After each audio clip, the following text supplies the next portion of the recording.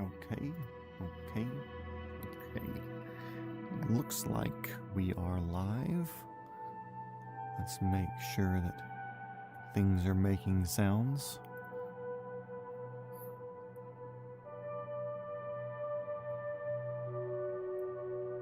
Okay, that's making sounds. Perfect. Love it.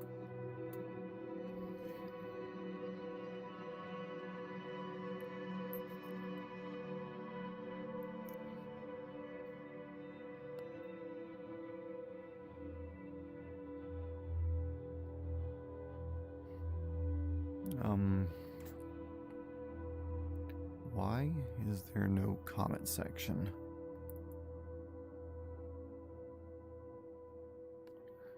It's weird. Give me a second. Let's see.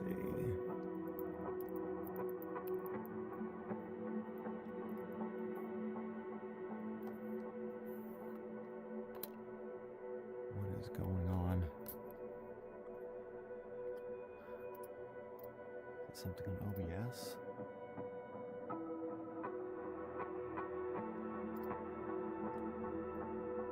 Yeah, why are there no fucking comments?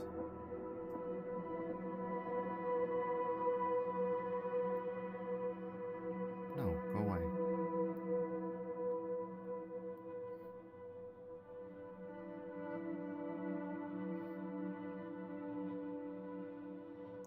No, that's weird.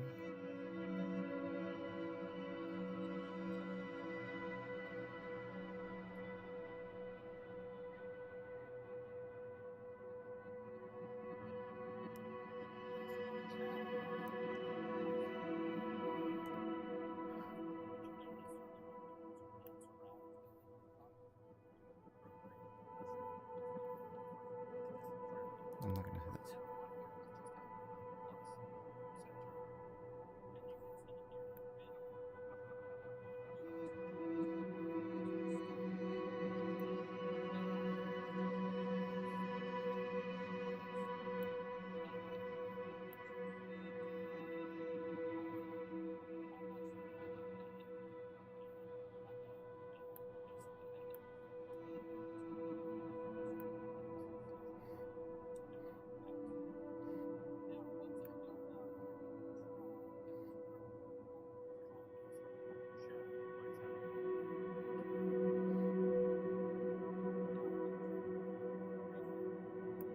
No, it's not made for kids. Is that what it is?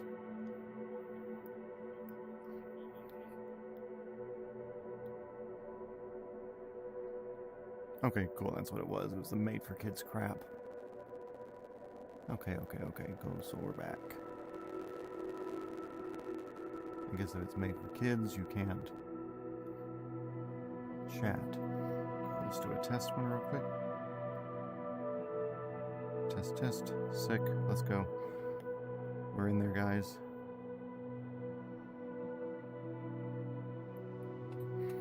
Okay, perfect. Got that going. Let's actually get into it now.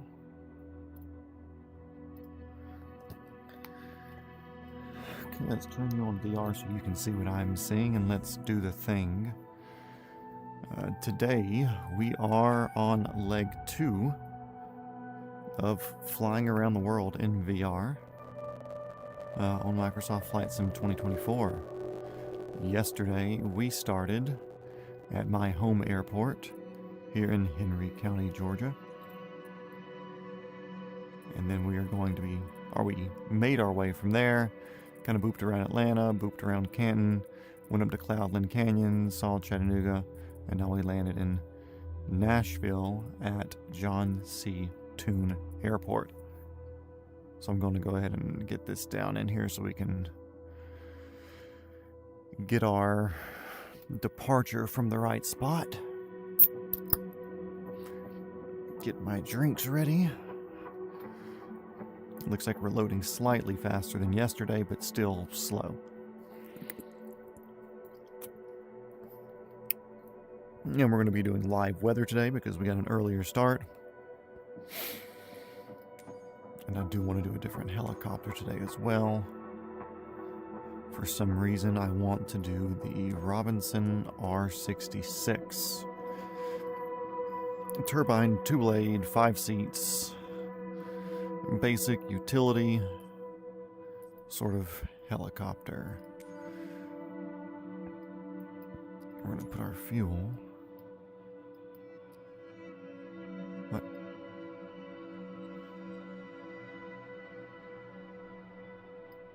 There we go, all the way full. Very nice.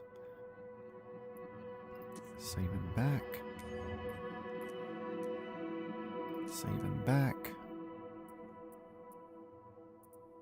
It's not going to give us a range thing yet because we got to let this kind of load in. We are over next to the fuel box, so I believe 33 is going to be our departure. And that does put us way past St. Louis, which we're kind of doing a straight shot. But I'm going to go ahead and put that in as our... we're going to fly the Arch as well today. That's going to be the big thing. So...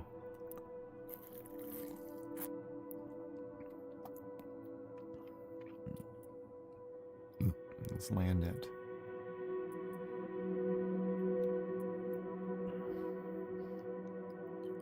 What's their international look like?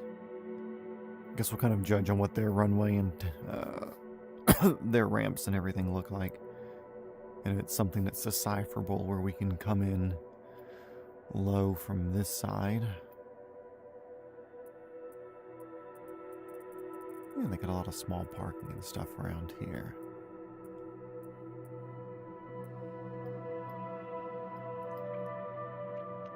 Come on, load me in. Come on, cloud-based gaming, let's go.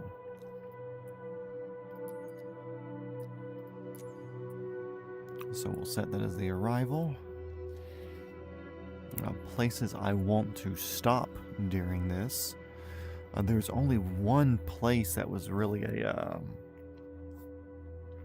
point of interest. Let me get my phone out so I can judge this spot a bit more accurately. Let's see. There's Harrisburg. Okay, we're just south of Harrisburg. I believe we're going to be here-ish. So there's this right there, there's that. We're going to kind of be in the middle of all of this. It is a nature area called Garden of the Gods. There's a lot of stones in the mountains, stuff like that. Might be some little landing spots. So we can figure out how to really nail where that would be. Okay, this right here is the parking area for Garden of the Gods. So we're looking at the rocks here. It doesn't look like much, but we'll add it as a spot regardless. Anything else that we were really looking at? I don't think so. Should be a pretty straightforward flight today. And if we get to St. Louis in time, where we have more to give, we may jump further out west. But for now, let's go ahead and get this going. And we'll play the game, you know? So for those of you who are new here, catching up, watching this, whatever, my name is Matt.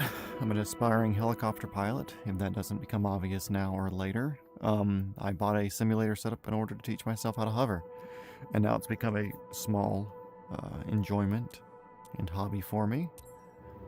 And my normal job's in the film industry. The film industry is shut down at the moment. So in my free time, while I'm waiting for another production to start up, or for the next season of my past one to start up, I figure I'm going to fly around the world. So that's what we're going to do.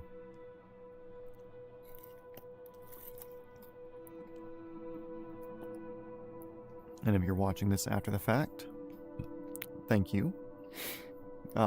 It should be about a 100 to 150 part series from what I'm guessing. You know, it's kind of hard to tell because I don't know what our days are going to look like. Is this going to give us a start thing? Hey, here we go. Good for us. So I don't know what our days are going to look like. Can I get that from there? Fine.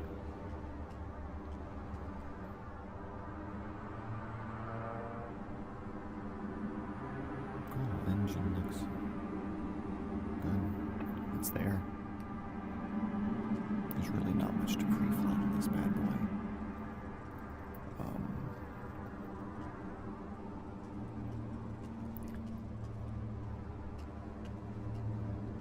Nothing else over there. Cool. We'll just hop in and we'll do this.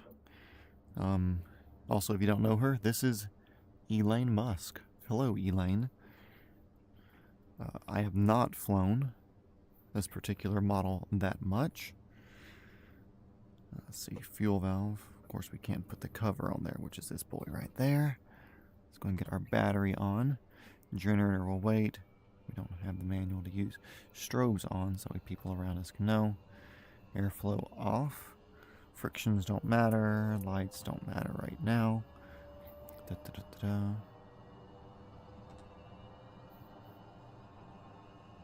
Let's watch our blades spin the wrong way once I hit my starter button,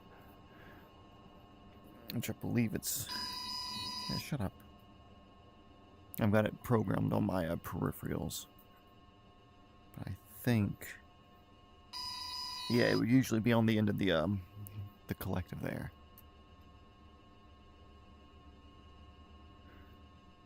Does that get spinning? Do I need to hold you down?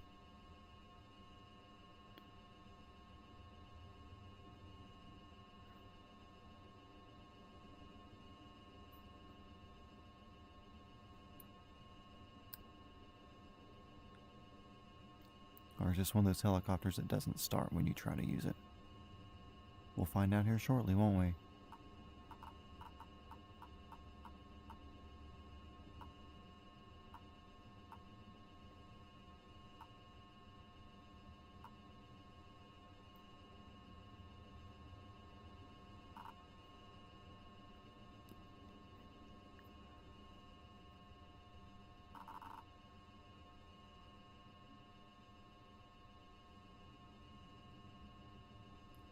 Yep, battery's on. Generator.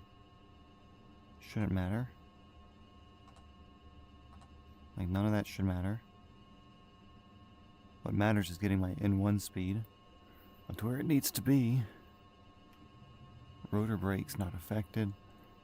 My lights are not on. AC's not on.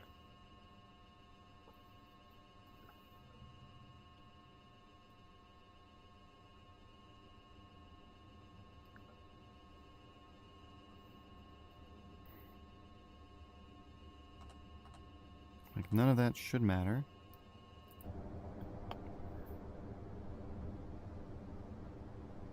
I do know that some of these helicopters had a hard time starting. Or this one, you can't even finish a mission with it. Where am I? Goodness. This is silly. I bet I can't even tap through here. No. Okay, let's check this real quick. Because this should be starting now. Nope, that's where I want it to be. That's where I want it to be. Screw me. Okay, next to the fuel box. Says departure. Raleigh. Evansville.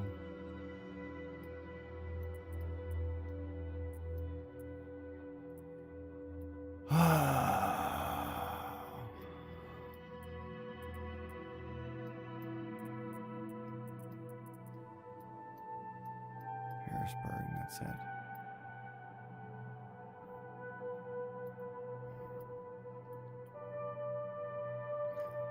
me set this as our ending spot.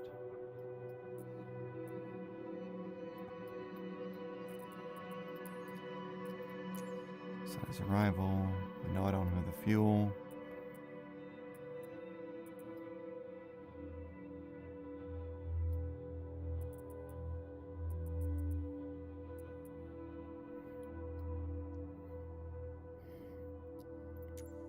While that's loading,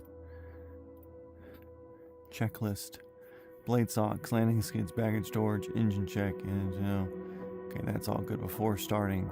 Collective rotor brake, engage. That doesn't matter because we have to disengage it anyways. Anti-ice, landing lights, on and off, hydraulic switch. Cool. Starting engine, battery strobe igniter. Yeah, fuel valve closed, throttle closed. Starter on, and then we open the fuel valve? Okay, we'll try it one more time. Add. And actually, I'm going to top off the fuel once we get in here with my cheater key.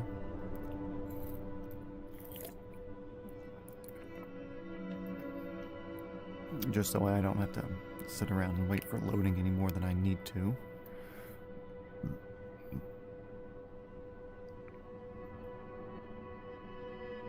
Also, the fact that there's no easy EFB screen mount in the cab of this helicopter to where we can use the EFB is stupid. Which I may end up getting off this helicopter if we can't use it for, okay, fun. I'm not sure what it would look like nav-wise.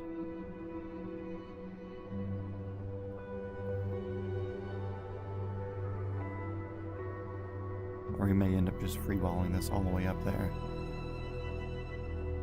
Well, no start flight thing for me? Do I have to get out of VR? Cool. Thank you guys. Okay, back in VR for you guys. Really for me.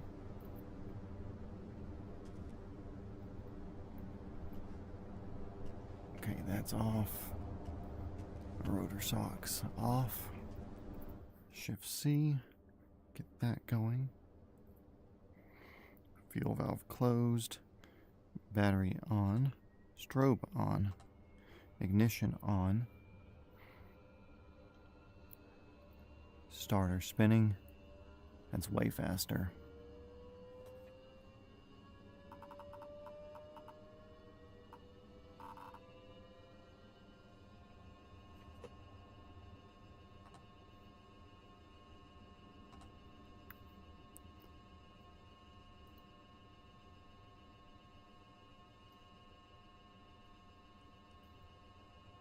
Okay, that's getting all the way up there.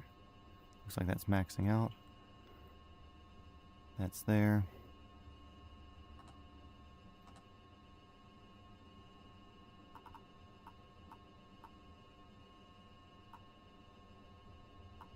Nope, nothing. Okay, cool. This ain't our helicopter today. We'll try it again somewhere. Nope, don't go anywhere on me. We're staying here. Says departure. We're going to use a helicopter that actually works. Let's go executive today.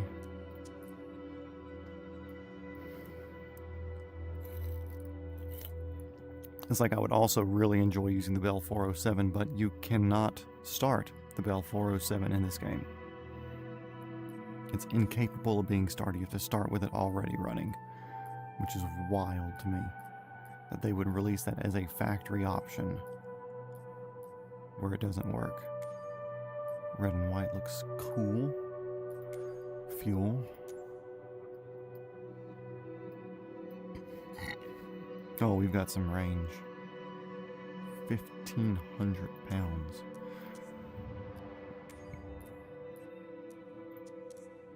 Okay, that set as our departure. We're going to do all this again. Got plenty of range to get up to St. Louis. We're going to be over here. Set as arrival. over here near Harrisburg. Coming down into this little area here. We are used to this by now. Day 2 already having issues. Let's party. But it's cool. Dogs see somebody. That's cool. They can do that. They're dogs.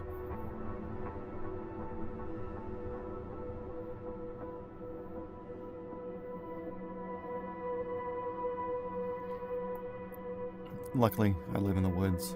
It's just probably a family member getting home, so no big deal.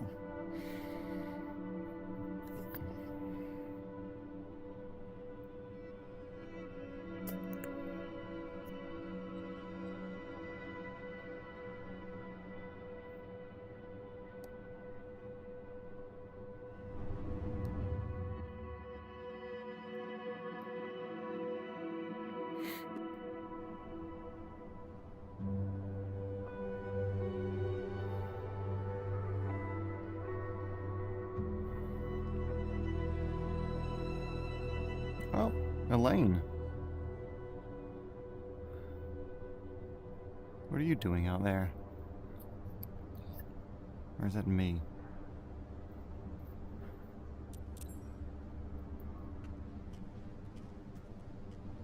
Elaine. I hope you're not out there the whole time. This stream can't deal with any more things going wrong. Let's see if we can just pause and resume. Nope, of course not. Oh, well, let's go through a startup procedure and see if she's still going to be there. Oh, that's annoying. Okay, cool. Well, this one's got a big overhead panel. We have all of our switches and everything in place. Not going to worry about any of our cabin lights or anything right now. But what we do need to do is get our battery and everything going. Bat 1, Bat 2. This has more of our fuels, throttles, da-da-da-da. All that doesn't matter. Sick. So that's cool, that's cool, that's cool. Neat. Anyways, battery on. Let everything toot up for a second. And turn our fuel valve on. And our fuel valve on. And get them priming. What we could do now, generator, that's all good. Those are good to go. We're going to start engine 1. Get it spinning up for us. Off it is going.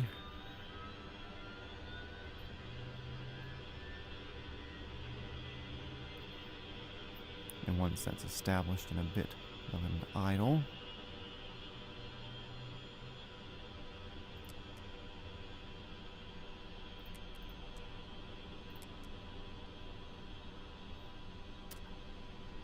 start engine 2.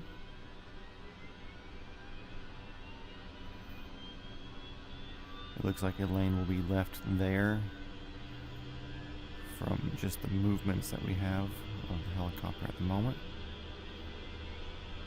Let's turn our master off there. That's cool. That's cool.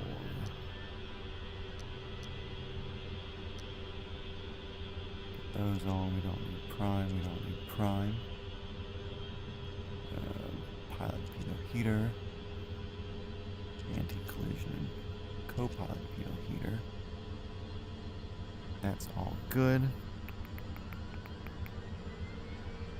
Those are all looking solid so far.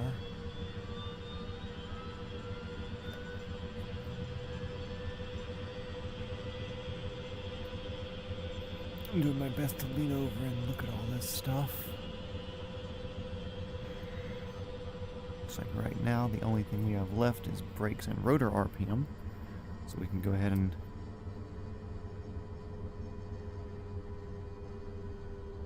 did we lose an engines?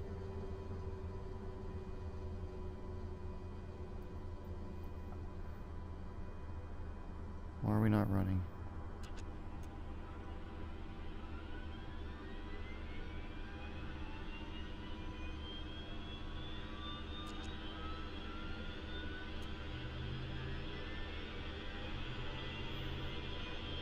no reason to not be running right now.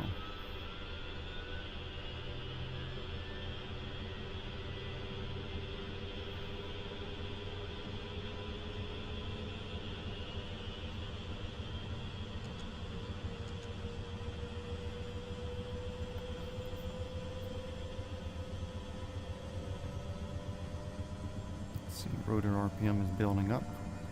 That's what we want to see. We want to see that up in the green. I know.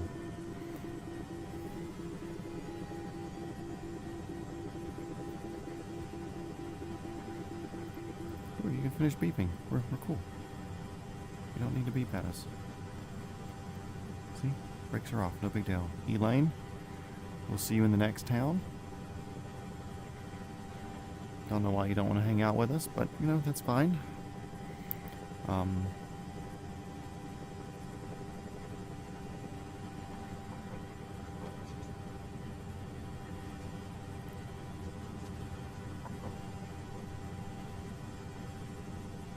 So this will be, let's see, make sure our fuel's all the way as top as it should be, because we're starting out from full here. Plenty of range, not something I'm worried about. We're going that way. And, okay, let's actually do this for real. Nashville exec traffic, this is helicopter 42069. Taking off from the fuel box, going to be departing straight northwest over the active. A lot of power, not a lot of weight in this thing.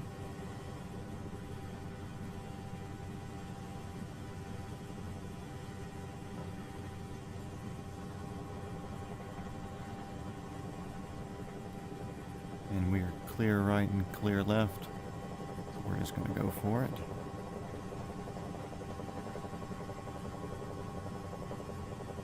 Lefts, a lot of rights, no big deal. I'm going to put our gear up, which is my favorite thing about this helicopter. It looks sexy. Very cool. I mean, geared helicopters are obviously expensive just because of the nature of what they're usually used for and the size of them. But man, do they look good.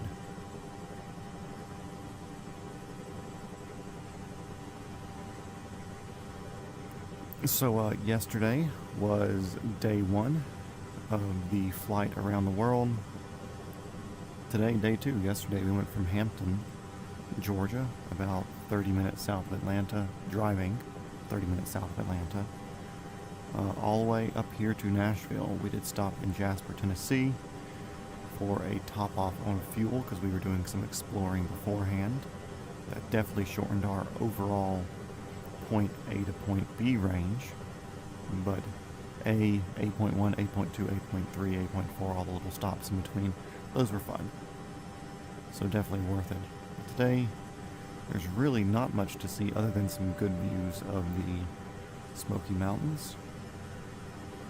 So we're just going to soak that in.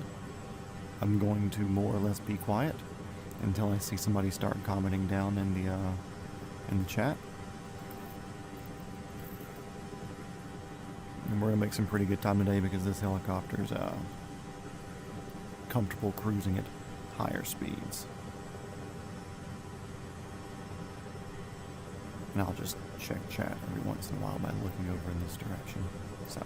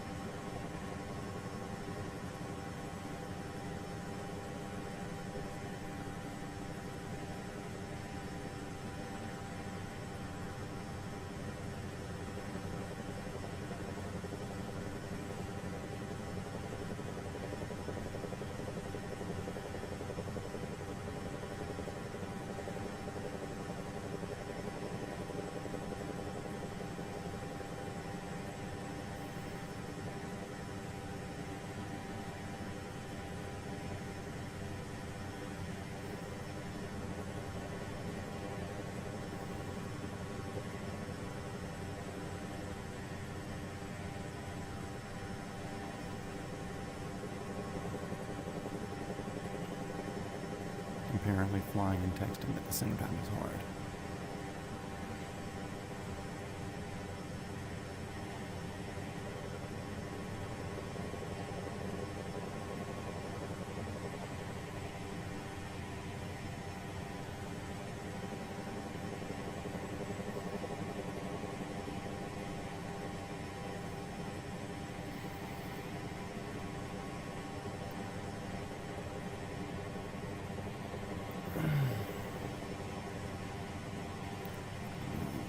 Just a little bit there. Do my me guide and just kind of readjusting where I have things at on my desk.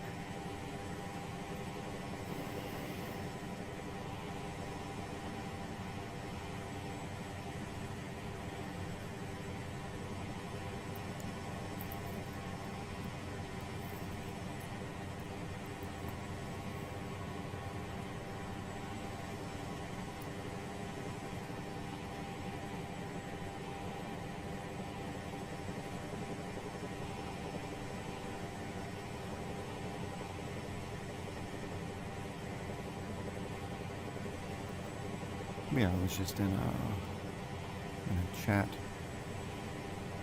in a Discord with some friends of mine, and kind of generally talking about the channel.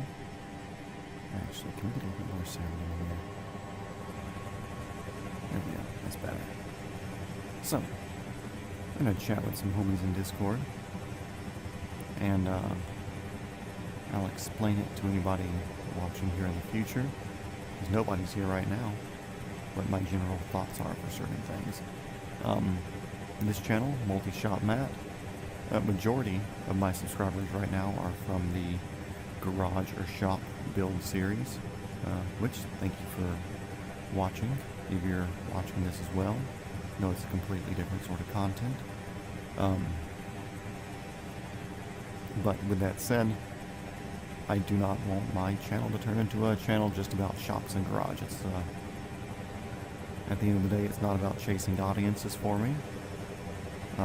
It's about me doing what I enjoy doing.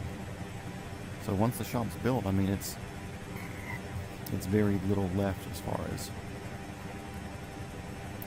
fixing things and doing little bits to it itself.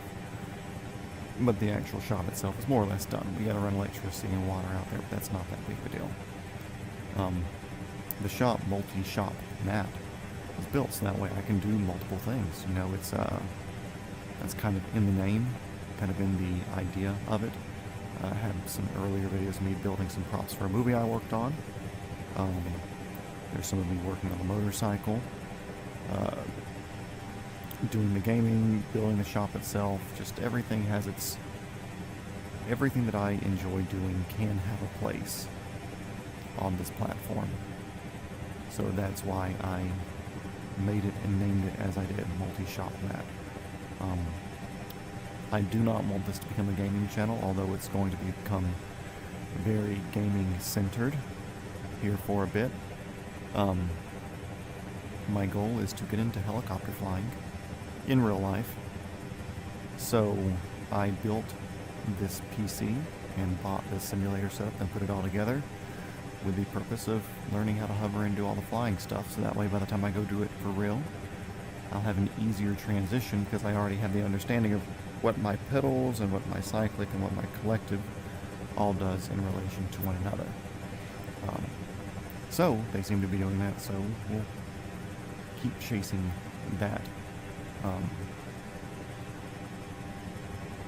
Anyways,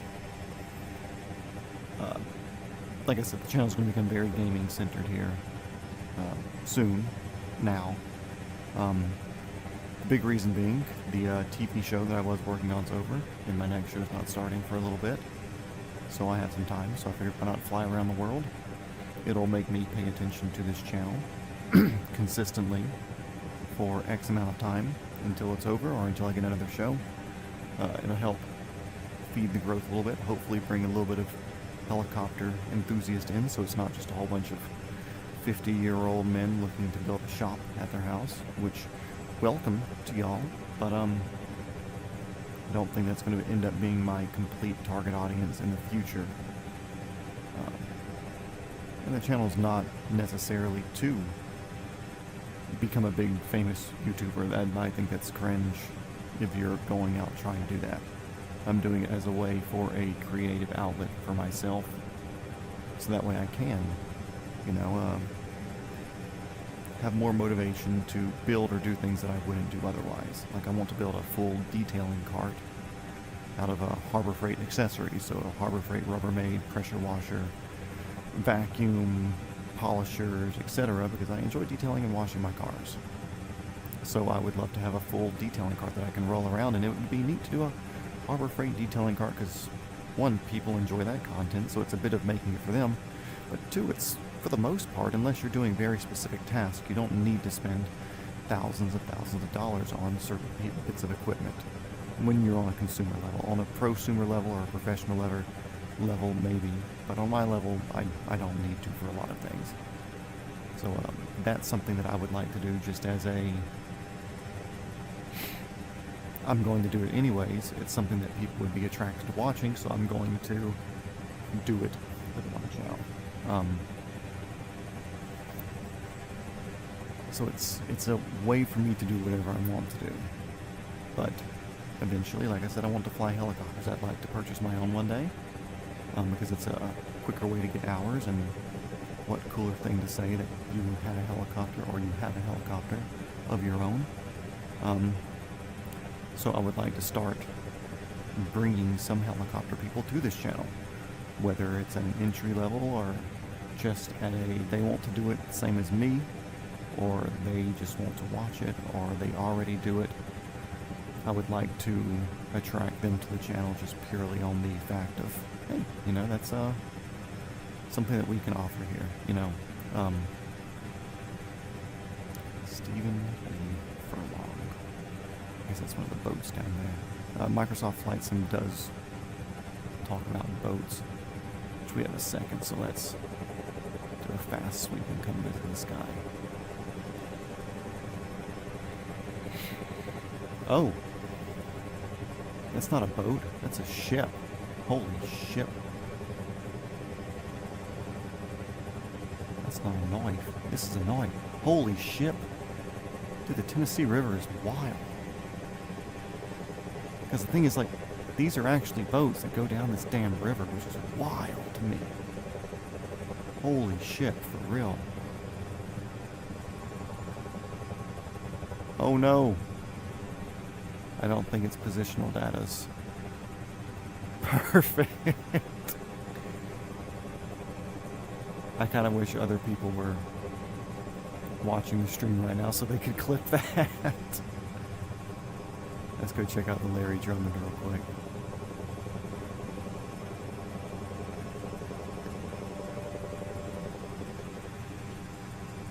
I wonder where the hoist platform is on these.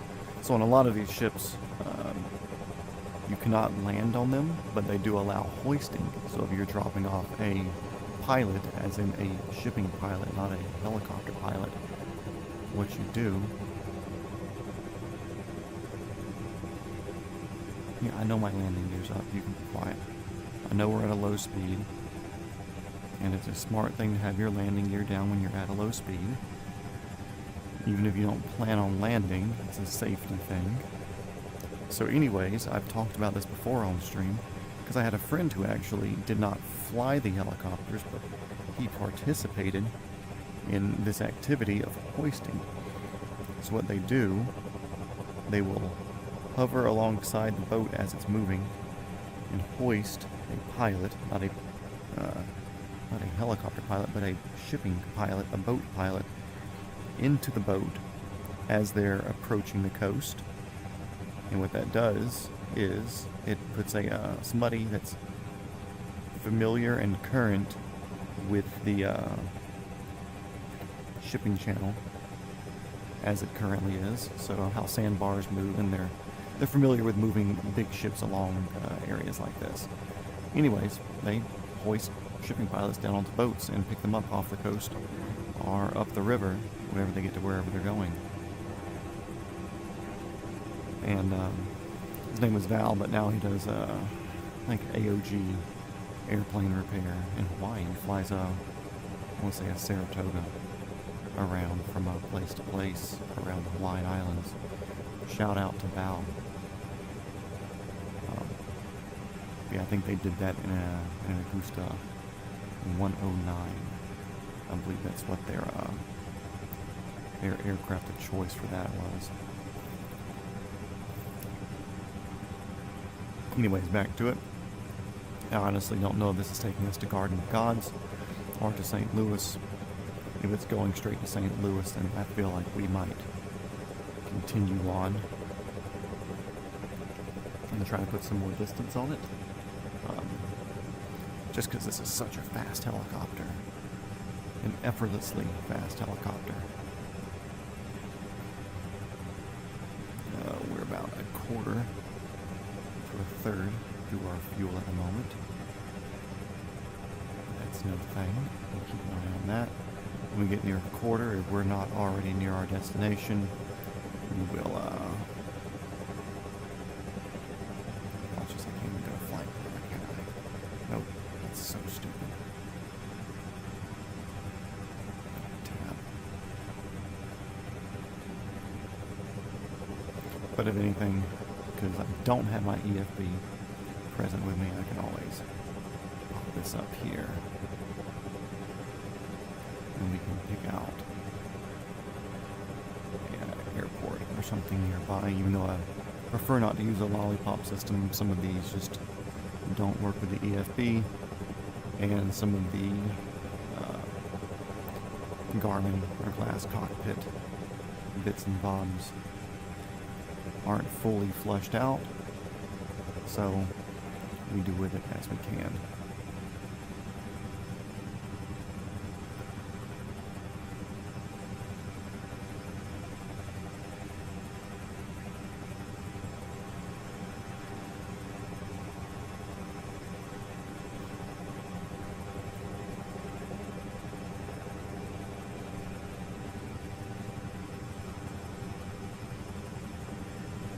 Don't check Discord in the fly, though.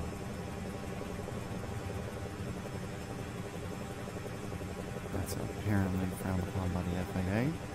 And they're watching. My entire ass is available for eating. Until I have my real license. And then thanks for being here, guys.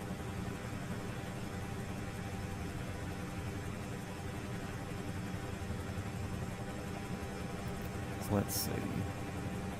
We're kind of off to the south as well. Correct course. We're just a VFR in this, you know. And that looks airportish, but it's just a highway. That definitely looks airportish. I think that's a military thing.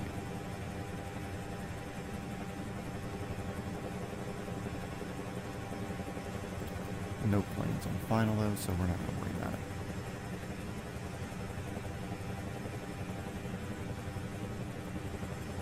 Yeah, so if you come here expecting this to be a full-time gaming channel, I am, for now. And I'm not even going to say that's out of necessity. It's out of, I don't have anything else to do right now in between my shows, and this is the cheapest thing for me to do. What is this big ditch? Holy crap. Is that a real life ditch? I'm gonna have to look at that later on Google Maps.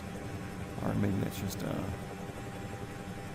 miss thing. But I feel like somebody would have said something about the giant ditch of Kentucky.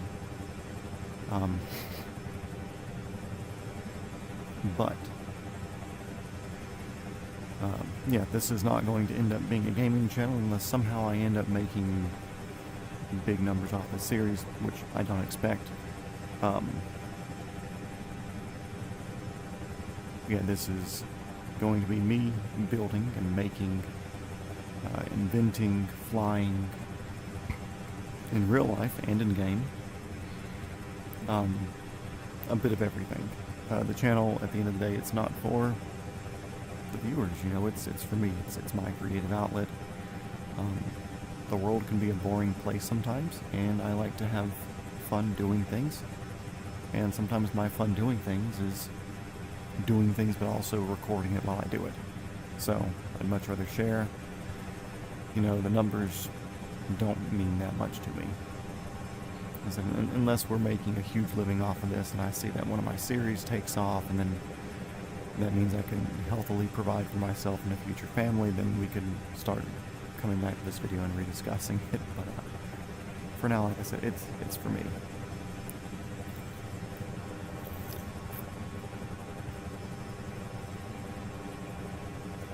And plus, I feel like when you see people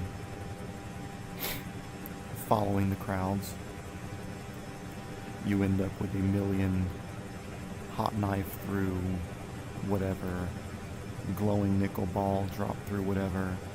Oh my god, I'm challenging Mr. Beast to do whatever. You start ending up with the same videos, just spoken by somebody with a different voice. And for me, that's not interesting. You know, I'd much rather watch somebody be themselves. Do what they enjoy doing, because you can tell when somebody is working with and dealing with their passions. When somebody's busy trying to conform and not being their true selves, the content doesn't feel genuine. But when somebody's having fun and they're free to be their own personality, that's what's a really, really cool thing to do. And to witness, to see in real life and in videos. You know, I see smaller content creators that are like that. I see bigger content creators that are like that. And it's all, you can tell when they're into it and they enjoy what they're doing. And I feel like their numbers, for the most part, are directly proportionate to what they enjoy doing. There are some people who do the good faking it, and they make it. You know, they end up doing really, really well. But I also feel like their time on the platform is extremely numbered. They won't have the longevity out of it because they're not being their true self. And the people who enjoy what they do and do it because they enjoy it, I feel like they can go a lot longer and be a lot more consistent with it and post a lot more and really make a living out of it to get to a place where they retire. And they can quit. Because at the end of the day, you know, you don't want to work forever. Look at Matt character, Off the Ranch, Demolition Ranch. Huge YouTube guy. Did a lot of gun stuff with Demolition Ranch. Off the Ranch kind of became his family channel. Vet Ranch was his veterinary clinic's channel. He retired recently, posted his last videos on his channels, and sayonara'd off into the sunset. Great for him. He had millions of people that watched him every day if he posted every day. Everybody felt like they were a part of his life and his family because he enjoyed doing what he was doing on YouTube. There were some things that were embellished, you know. There were, okay, cool, instead of just doing a normal campfire, we're going to build a bigger camp, like a giant bonfire out of all the Christmas trees in town, which they did that a few times. Or something like his abandoned mansion video. I'm sure he would have loved to restore a house just as a normal person living, if let's just say he had a job making $120,000 a year. Like, that's a position to where you can buy a house and remodel it. YouTube just allowed him to do it a bit bigger, a bit more extravagant, but it was the same thing that he enjoyed doing. And I wish the best for him, you know. I don't know if he's going to come back. I feel like part of his personality is creating. The family's great, you know. Doing all the things for the family's great. But creating is a thing. The act of creating something is an extremely enjoyable thing for me. I will say I'm a bit of a perfectionist at times, and I have to fight myself to post a video. because I want it to be a higher quality than what I'm capable of doing with equipment that I have, or the talent that I have in things, or the footage that I gathered, because I'm trying to do wear too many hats at once. You know, there's a lot of things that contribute to that itself. But I make myself post because you never get better and you never learn and you never grow unless you actually go through the act of doing it. Recently, one of my good friends, David Cutler, he's a professional stuntman, stunt driver, former action sports athlete. Anyways, he has property and he built a gun range, and we're starting to host some choreographed range days and stuff there, and it's great. We have a lot of fun doing that, and I've choreographed some very cool range days and got some people out there shooting. We've made some good footage, but some of the footage isn't where I want it, and some of that's down to, or a lot of it's down to, me not communicating fully what I want with our camera guy, and what I see the vision of the day being. A lot of people want to have a range day to where you see the targets and you see the targets being hit all the time, but we're doing this as a choreographing, whatever you'd like to say, for stunt people to see them looking cool. Also, don't mind me, I'm going to kind of readjust my seating here. Anyways, it's for them to look cool in their reels. Let's go forward. And I have some very specific movements that I want to see when I'm setting up these choreographed range days, to where I want the camera to capture that specific movement or motion or stance or firearm manipulation or whatever it is. You know, there's a lot that I want to see, and it's a very movement and action-packed, not so much action, but the actions of doing things packed range days. And it's hard for me to communicate those with the camera guy, which he's a good shooter, he understands that, but what he wants to see in the video or in his edits doesn't line up with what I want to see out of it. So I need to learn to do a better job of communicating that with him. And that can be through more pre-visualization, stuff like that. I forget where we're going with this conversation, honestly. But either way, that's something that I'm creating. You know, we have a good bit of footage from a handful of these days, but I don't want to post them because I don't care for the footage as much, just because it doesn't meet what my personal standard and what I'm looking for is. And a lot of that's on me. You know, he did a great job capturing it. This last one, he was learning a new camera gimbal stabilizer he got. So there's a couple of jitters here and there that we'll either have to edit through or just deal with or whatever. But it's just not where I want it to be, because I want this to be absolute fire. You know, like they're honestly unlike any other range day I've seen anybody do. I don't want to float my own boat and act like we're doing something great or beyond the realm of what everybody else is capable of. But there's an eye to it, and there's emotion to it, and there's a thing that I want to see that's very specific, and I've yet to see anybody else tickle that fancy. So yeah, I've got some good footage and stuff. I don't want to post it because it's not as good as it can be. And I've had people telling me that I should post it, but for me, I'm going to notice every single thing with it that I'm not happy with. Every little bit or bob or whatever the case, you know, that's not perfect in my mind. And it's going to bug me, you know.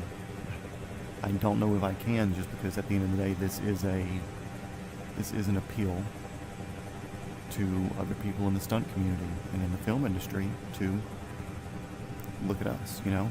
hey, look at us, we're doing this thing. We can offer classes, we can offer range sessions.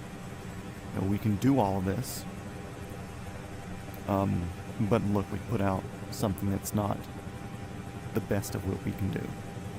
And that's the part that bugs me, you know. I'm sure it's not that big of a deal to some people, but to me it is. You know, to me it's something that's a pretty big deal, because like I said, I don't want to post any of this, you know, and that's just a me thing. Where does this thing have me going? Curious now. Why is my line way over there?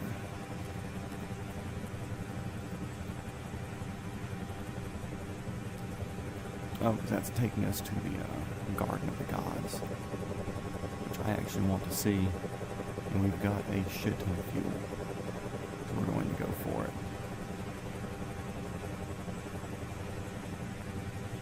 So we're going to fly with our lollipops on here for a little bit, because I want to see this.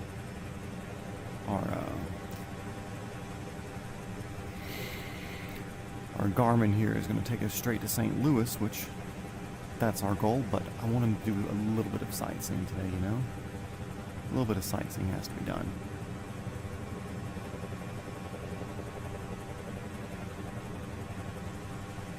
Also, if you're watching this later, or if you happen to be snuck into the stream now to where I don't see you, feel free to say hey in the comments.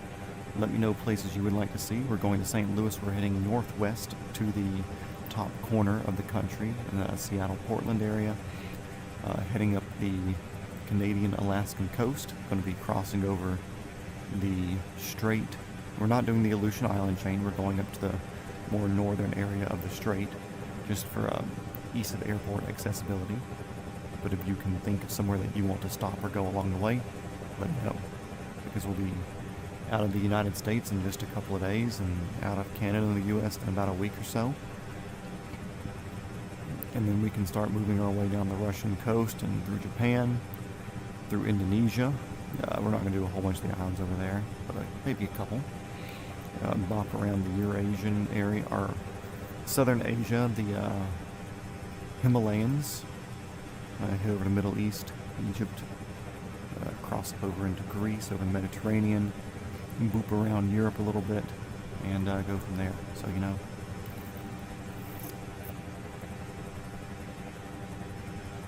Plan on doing a lot, and we're going to have fun doing it. So, if you can think of anywhere that you would like to go or see, then please, by all means, chime in, leave a comment. I see everything that's said, and we'll go do it, you know.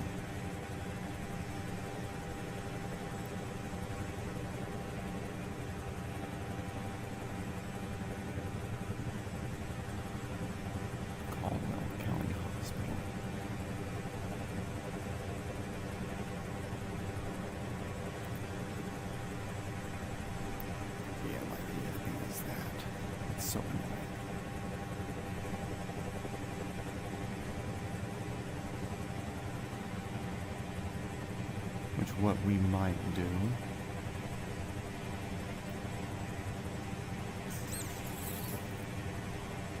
no, I was thinking about landing there at Princeton, Caldwell, and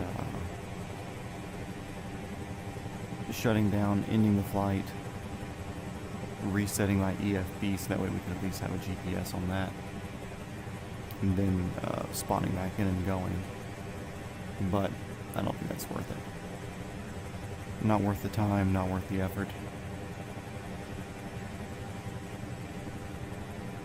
We got lots of flying to do. We got plenty of time to do things. And if I really want to come back and see Garden of the Gods, we can always do another flight one day for just that. So, it's not that big of a deal to miss that.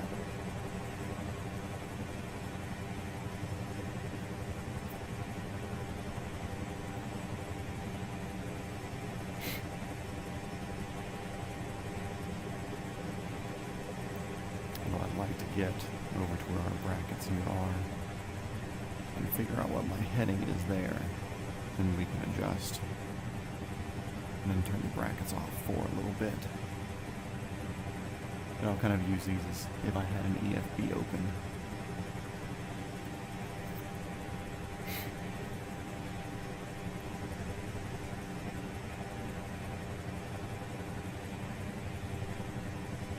It'd be cool to have a 222. I think these are very neat helicopters.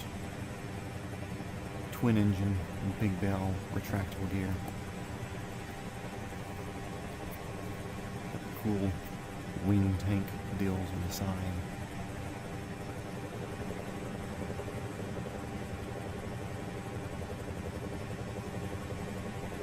And they sound like a Huey.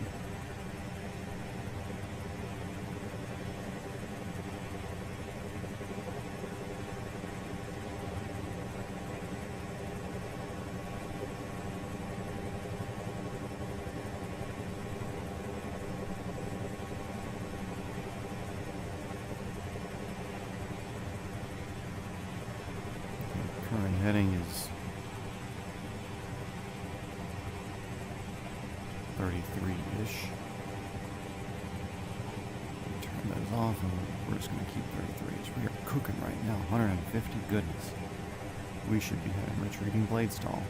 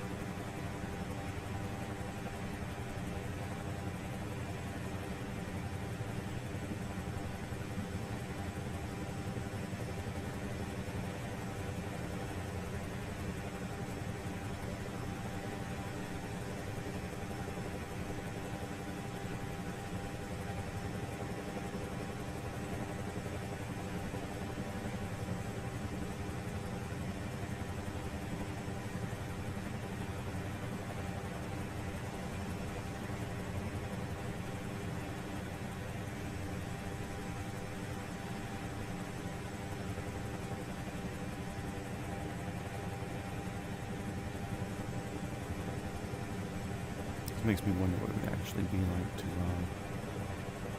try to do this.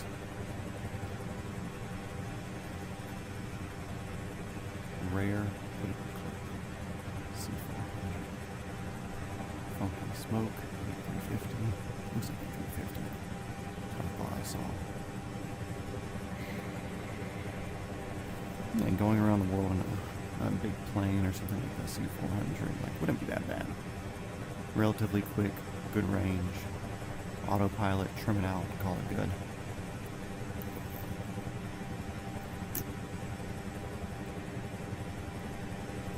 I kind of wanted to do this for the same reason why I want to fly helicopters in real life. It'll be a challenge, you know.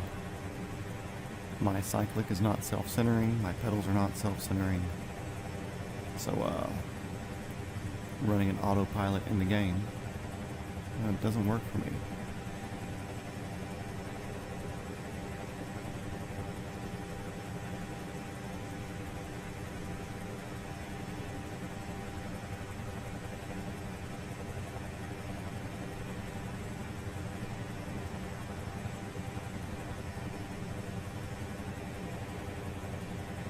As far as places in the middle-ish America goes, this isn't that bad.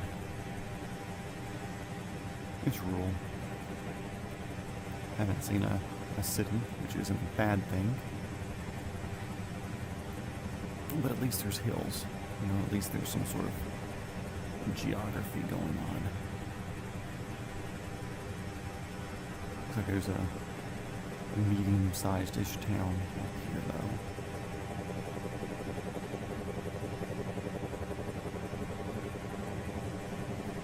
Weirdly enough, I think the 222's bit of a dream helicopter for me to fly. I didn't even watch Airwolf. Airwolf is something that I definitely need to watch. And that's where this helicopter kind of gained its popularity for that reason. I'm sure it was popular beforehand, but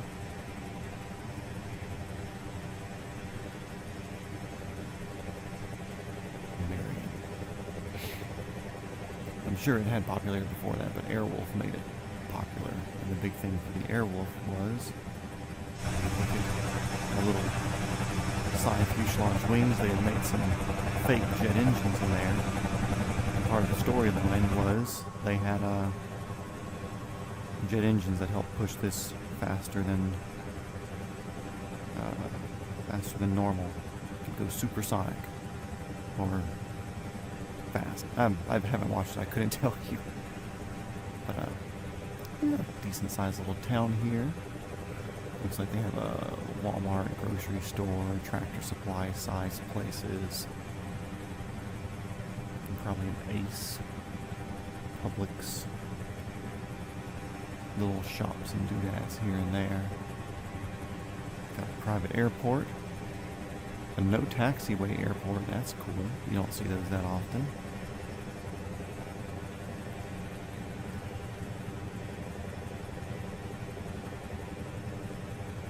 So it looks like the only taxiway is at the far end down there, which I don't see why they have the two section there, if they're just, unless they're slowly building.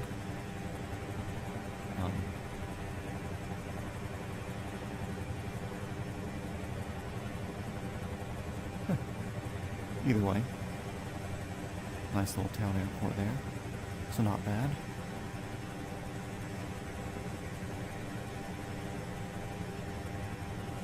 Let's see where we're at.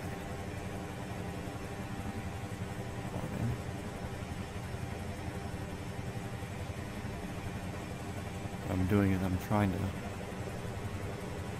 look ahead if we can figure out where our Garden of the Gods is. I know we're close-ish. I don't know how close.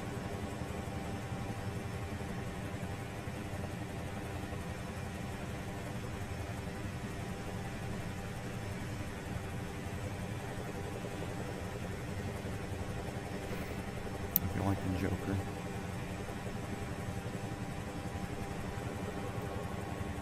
I say while I'm plugged into a virtual reality headset and flying around a little fake helicopter. Cool thing is these gauges use real electricity, believe it or not.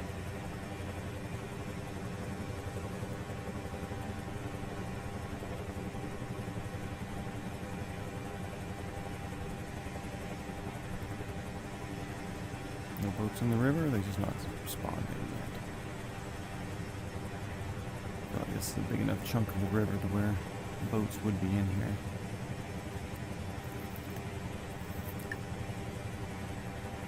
Weirdly enough, I'm somewhat fascinated by the Tennessee River Valley and just the amount of commerce that it moves through the area, and raw materials out and in. And I mean, you look at the rockets that they use for ULA, United Launch Alliance. I think they did Artemis.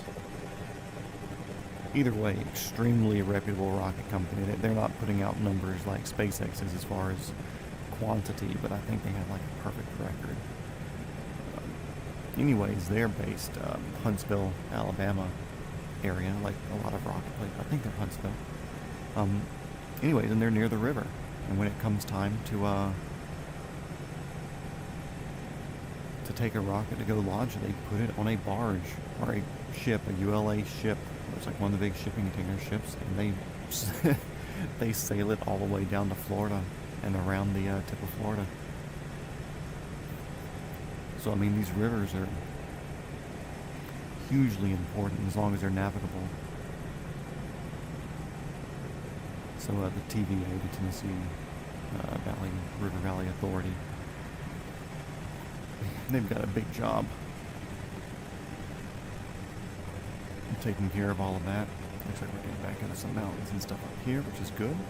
Which means our Garden of the Gods should be there, and that's about a halfway-ish point.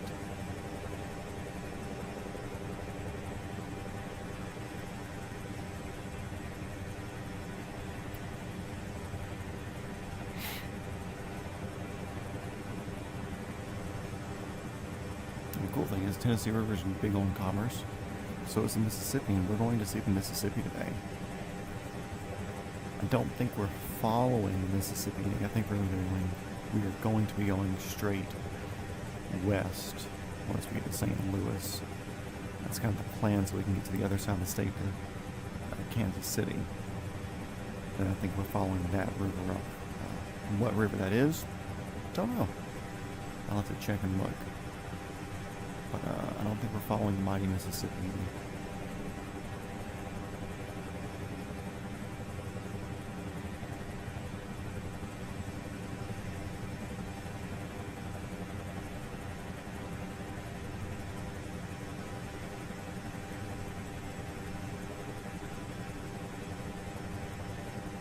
Yeah, we're definitely getting more hills and stuff up here. Oh.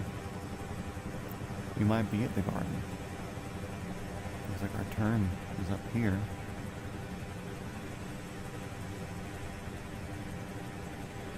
We've got to be getting close.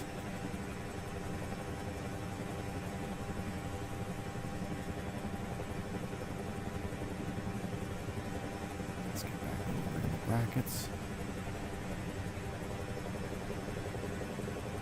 I'm going to lose a little bit of altitude as well. A little bit less drastic than that. That's a mass bumping scenario there. But in the real world, I would not be adjusting my VR headset while flying a helicopter, so that's something to remember.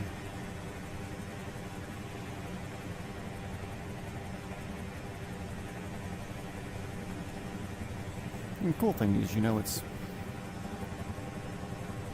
we weren't that far off of our straight line between Nashville and Houston to hit this waypoint, this point of interest. Pop that knee a little bit, we're good to go.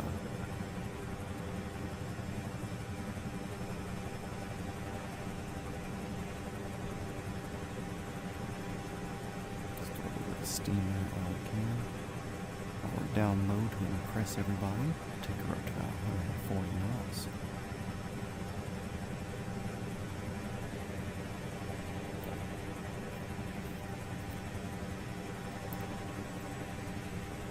There actually is at least one other Garden of the Gods that's in Colorado Springs area. You didn't know? A lot of big rock formations, a lot of rock climbing stuff happens out there. Got to drive through that when I was younger, but I barely remember anything about it just because it was so long ago.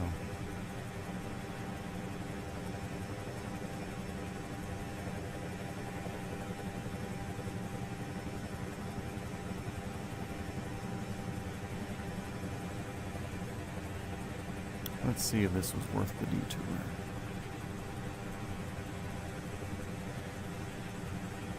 So this should be just in this little mountain area here. Start killing off some speed. Down on the collective. A lot more down the collective, and then back on the cyclic. Trying to maintain a 0 altitude change sort of deal. Wait for our gear indicator to come on, and we'll drop gear just since we're going to be flying slow. Oh, but it is already very rocky in this area.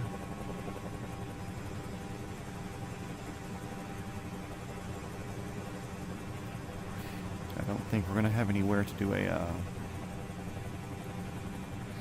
like a natural helipad sort of landing, but, whatever. I'm going to get rid of our markers there, because we're in the right area.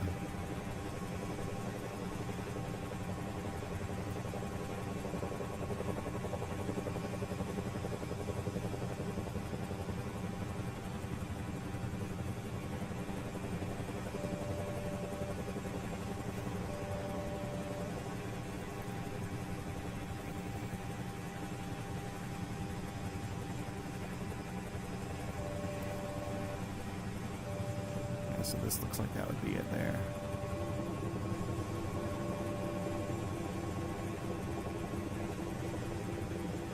And actually, I don't plan on landing. If we lose an engine, we lose an engine. I don't think that's going to happen.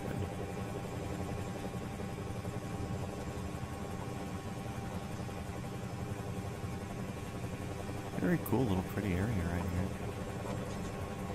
I'll have to go check it out in real life. I'm sure it's much better in real life.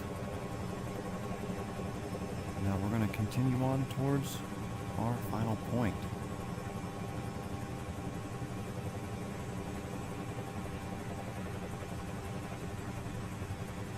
Our speed back up over 100 miles an hour now.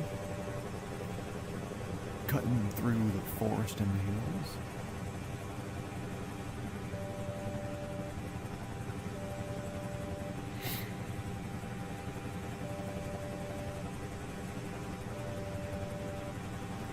Beeping at me. Oh, radar altimeter on decision height.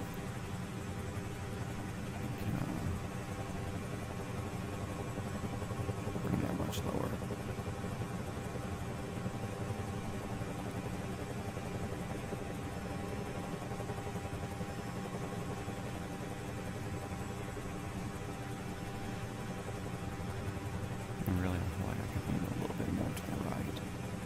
Save a mile or two.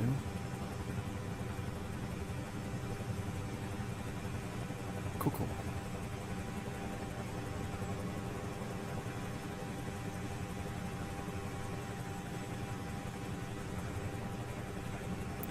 Very good. Our one waypoint done. Our one landmark done.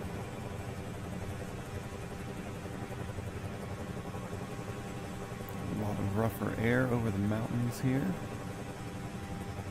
Back into the plains we go.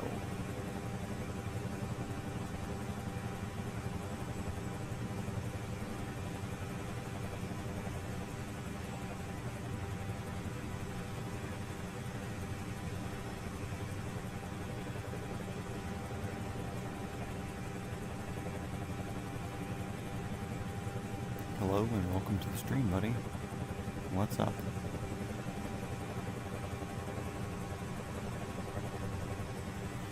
Don't mind us, we're just cruising, leaving Garden of the Gods here in Kentucky,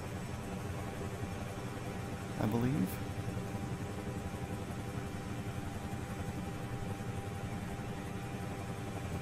Throw some altitude up in here. I'm gonna get a little high.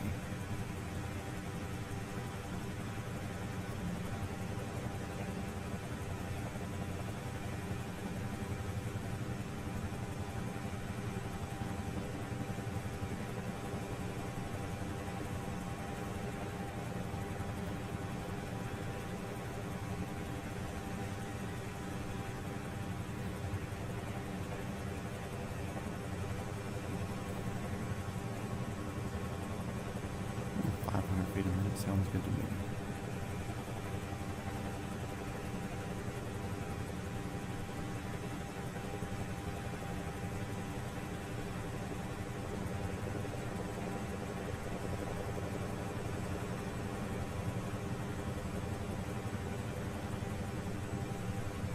Oh, orange down there, that's weird.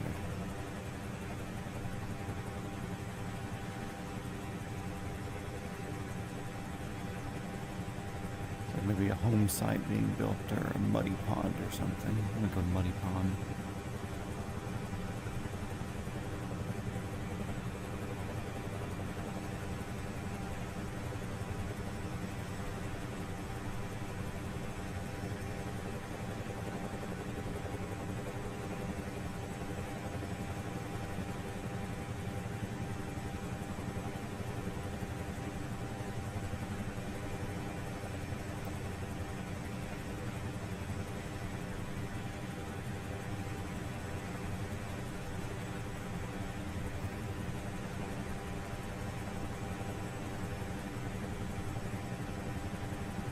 I wonder what takes more fuel. Because right now we're fighting a bit of a wind. Right now this is pedals zeroed out. And to continue on the course that I want to, we're kind of heading, skewing to the left as we go. So I wonder if it's more fuel efficient to fly that way since we're kind of playing with the wind, or if it's more fuel efficient to dedicate that torque to the right pedal to keep the body pointed more straight into it.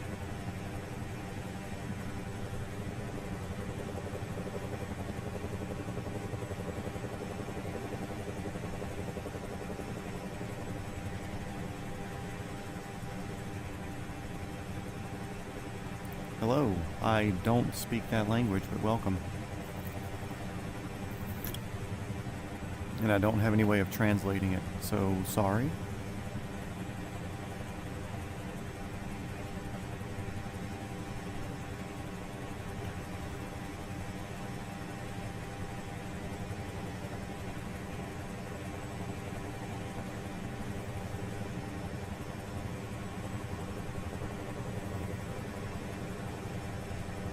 Yeah, sorry, I can't translate it with my phone while I'm flying.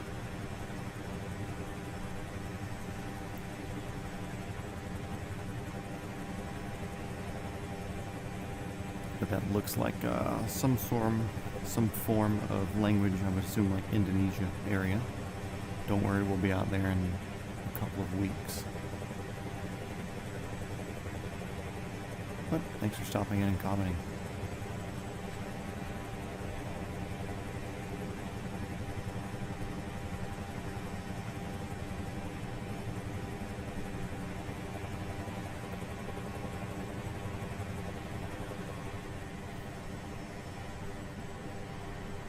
Get a little bit quieter in here. Put some more left into it here.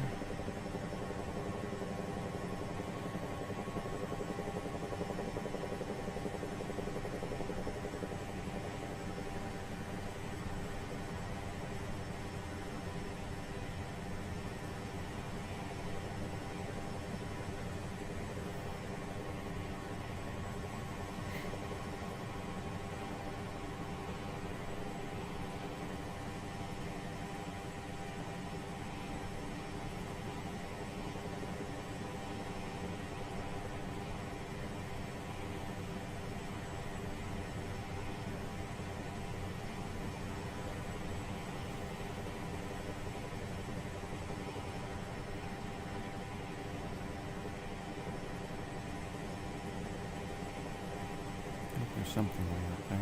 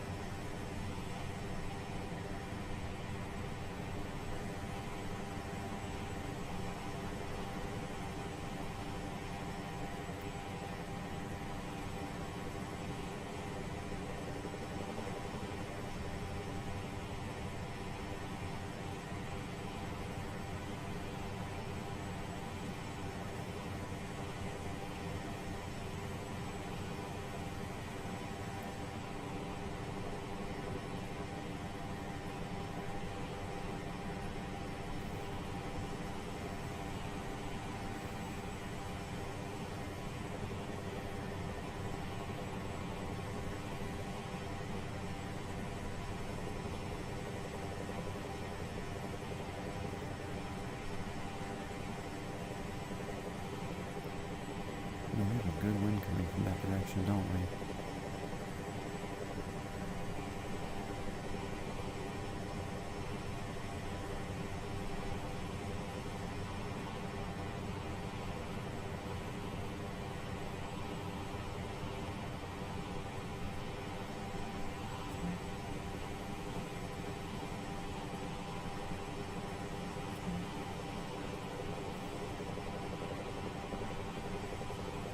Let's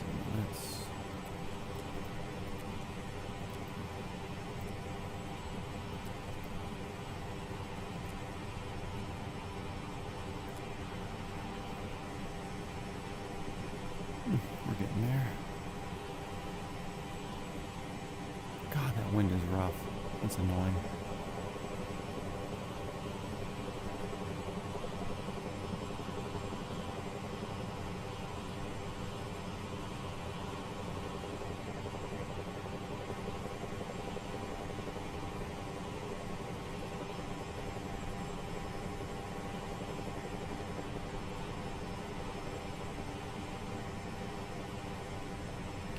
throw some altitude at it if we can get a different wind direction.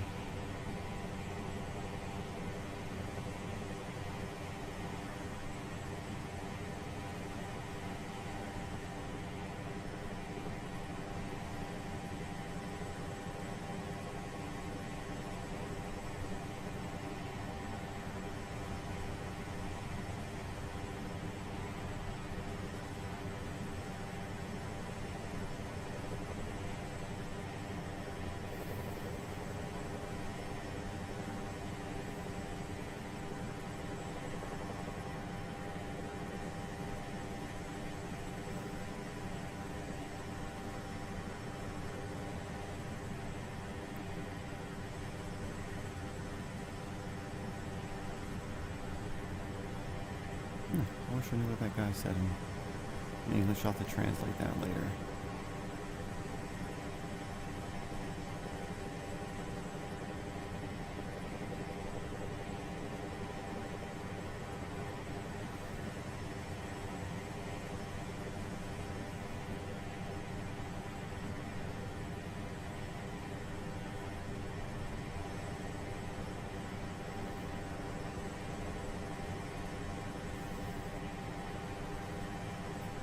Decent sized little town here. Weird to see there's no municipal airport.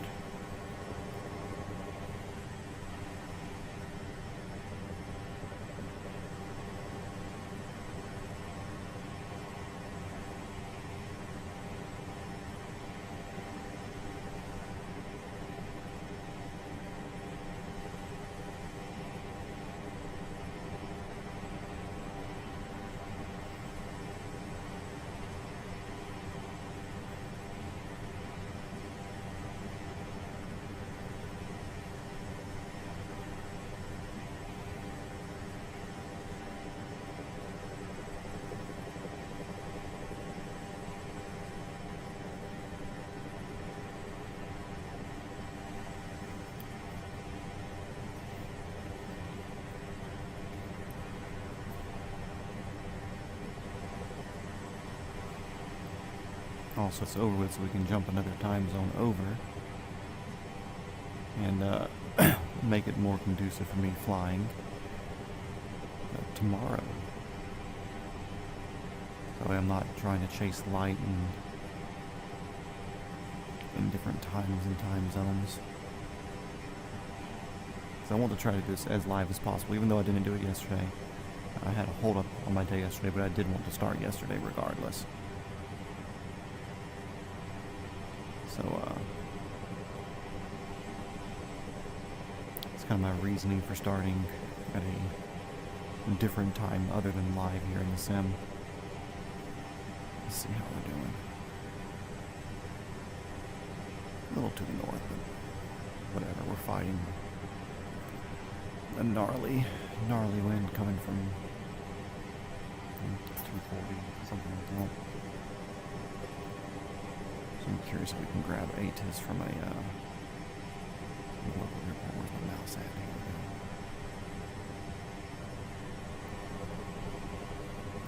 we go. Mouse doesn't work. That's my pointer. Sorry for the wobbly flying.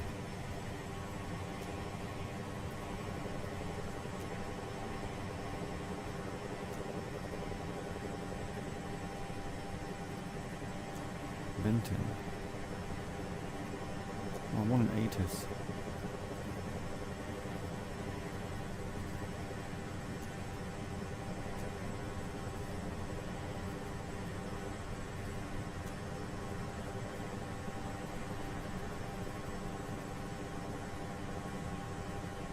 Whatever.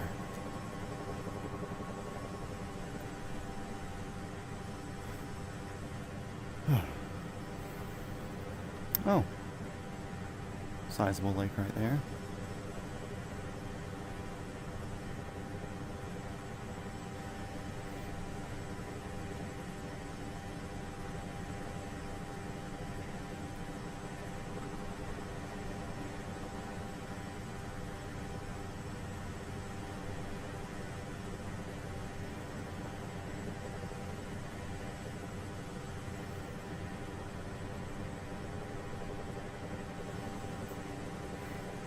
I'll tell you what, that's one thing I'm looking forward to on This summer is getting some lake days in. I need to get in the water again. I need some swimming. I need some sun. I'd love to get down to the beach, get some salt water in.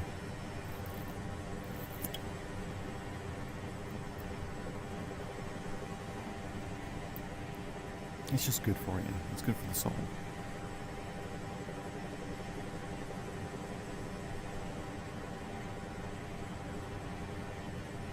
When I say lake, I don't mean small lake like that. I mean a larger lake like that with faster boats and more people hanging out, some good socialization, because we are social creatures. It's something we do as humans very well.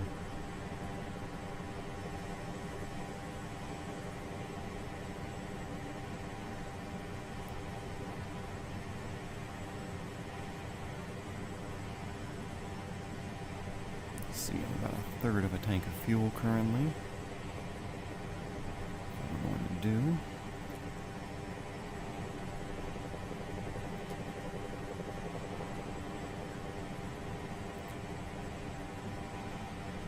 Continue on our path.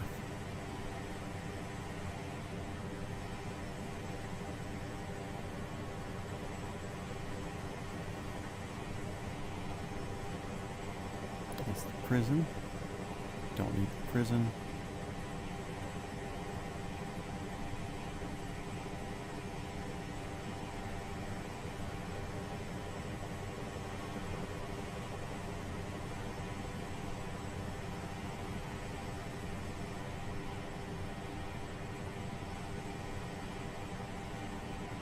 Should be fine.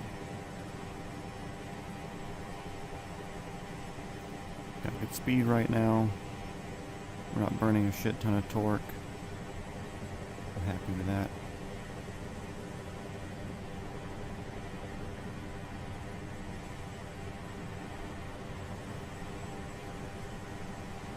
But this is what tomorrow is going to be like.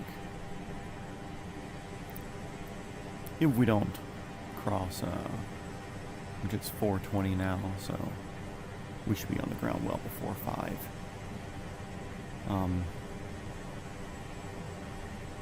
Yeah, tomorrow and the next day, well, really the next three legs of this journey are going to be heinous for the viewers and me.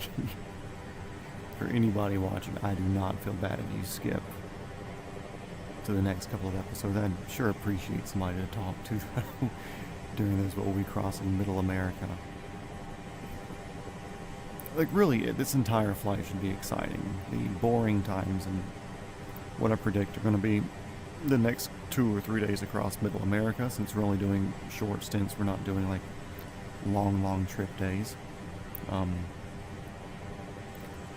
Everywhere from once we get to Alaska all the way down to Japan is going to be rough. That week and a half period is going to be rough. Because it's still coldish, so it's going to be snow. We're going to try to follow the coast the best we can because there are airports there for refueling and stopping. But it's going to be rough. Long stints. Nothing to look at, just get in the helicopter and fly. We may pretend we have ferry tanks and something like the H-125 or Bell 206, but there's a chance that we just do it in the Airbus 225, the Super Puma, or a Chinook, because it'll have the range to really go the distance on some of those, because there are some longer stints for sure. A power plant over there, that's cool. Just a helipad over there. That's the correctional center. Still nothing registering out far in front of us. But that's fine.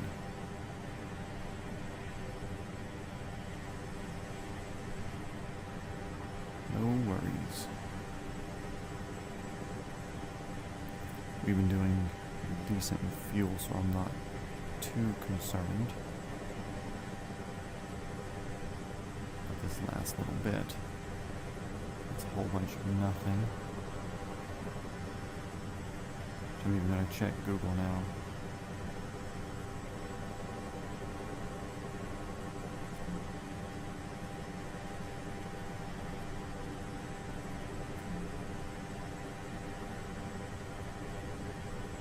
Bickle,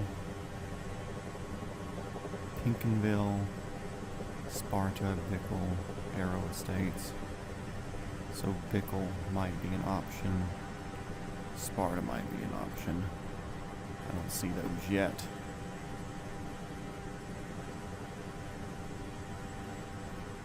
The menus there.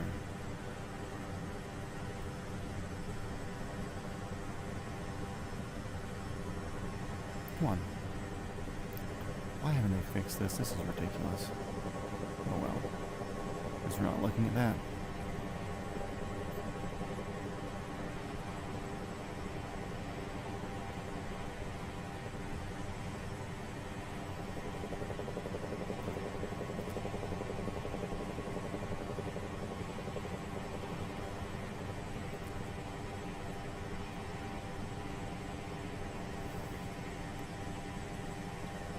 Continue flying onwards.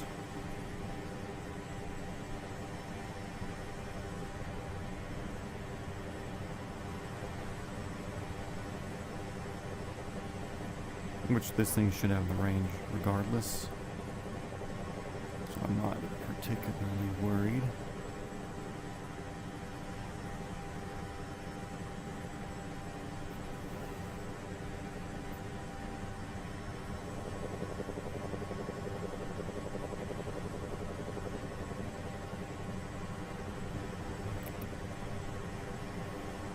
So don't mind my flopping around like crazy there, trying to read some gauges.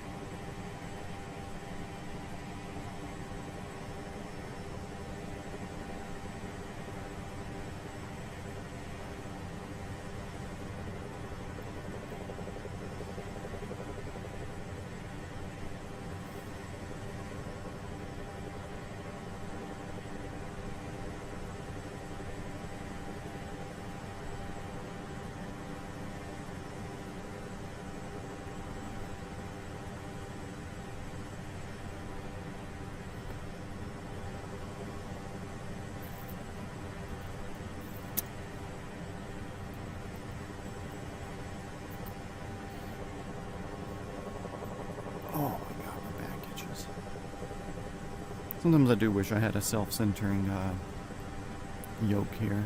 Not yoke, cyclic. That way I could trim it out for a second and stand up and stretch, because my pedals will stay where they're at. My collective stays where it's at.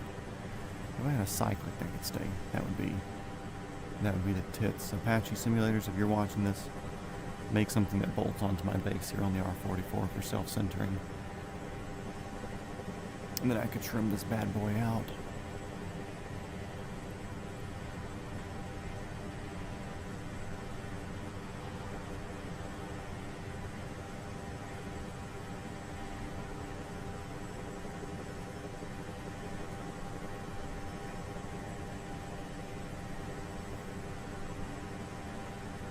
What I need to do in my hypermiling here now is watch my vertical speed, and I want to try to stay as level as possible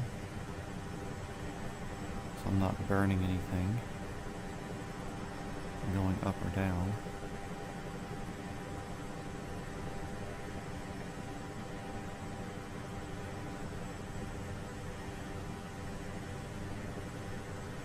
Because, to be honest, we've just been kind of freeballing it here recently. We've been kind of getting silly like that. Hospital over there. Oh, where are you? That's Spritz.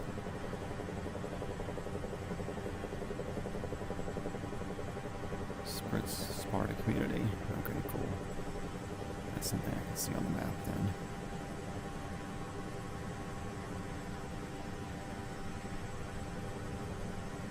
Okay, Sparta Airport, they're off to the direct left over there. We're directly north of them. We're not too far away. That means it should be Midtown up in front of us, I believe. Or downtown. Either way.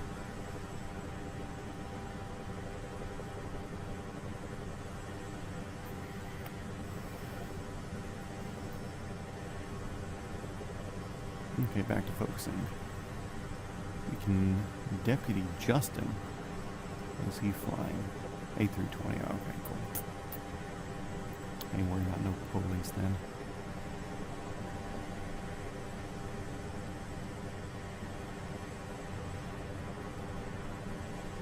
I'll tell you what, this thing makes for easy flights. It's a very smooth helicopter.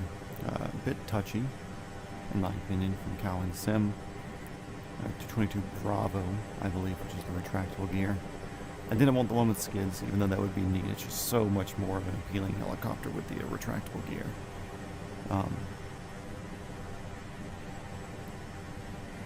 it's a super easy flying helicopter. If it's something that you're interested in, I definitely say download it if you want to play Airwolf, or you just want to have something retractable that looks Coast Guardish. They even have a Coast Guard livery for this thing, which I used back in the Hurricane Helene episode when we were flying through the storm as it was battering the coast down in Florida. Yeah, that's the Mississippi up here, I believe. Because we're about to dive through that. We'd be seeing other airport markers on it anyway.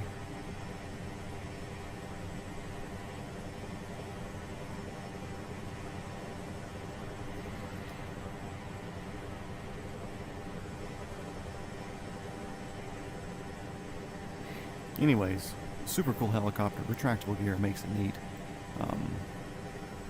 The Super Puma, that's a factory helicopter in the game. It has retractable gear, but it's not a cool looking thing.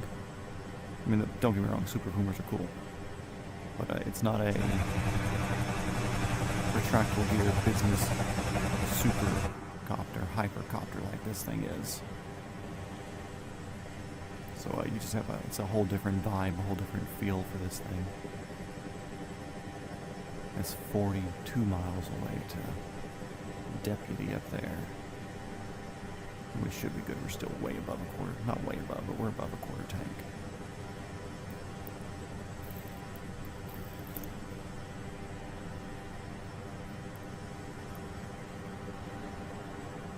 So I'm trying to think what sort of helicopter we do tomorrow. We kind of started out swinging. The A-Star was yesterday. 222 today. Like I could do the same thing over and over and over again, but I do think that would be a bit boring. Not just for me, but for anybody who does want to tune in and watch multiple times. After I do this circumnavigate, I do want to do a Pan American trip if time permits me. There are a few other longer distance trips that I would like to do, but depending on those, depending on what interest is, that I may stick to a one ship platform for that. You know, whether I just do it in the A-Star, just do it in the R22. R22 would be goofy to do on some. I don't think we could do a circumnavigate of the world with the 22. I don't think we'd have the distance to get a lot of places, and even with that, we'd have to go a lot further distances with the 22, just because we'd be limited by altitude on different places. So we couldn't do a Himalayan tour or anything like that, because I think they can only get up to, like, what, 11,000 feet, 12,000 feet, something like that. Their ceiling's relatively low compared to something like the A-Star. I know Chinooks have done some big mountain passes, and I'm sure this thing can get up decently high too, probably in the mid to high teens. Either way, I gotta pick out a helicopter for tomorrow. I do see I have some more viewers in here now. Hello, welcome. If your thumbs work, please say hello. and let me know who you are, or something. We're kind of near the end of the planned route for today. But, who knows what time is it? 4:33 local time for me. I wanted to get this flight done earlier today, so that way I have time for a little bit of exercising and stuff tonight, you know, in my real life. This is kind of a secondary project for me at the moment. But we took off from Nashville a couple hours ago, and now we're making our way to St. Louis up here. We're gonna do the naughty thing and fly through the arch. The voices have already won, so we're going to do it. But yeah, been a decent flight today. We swung by Garden of the Gods.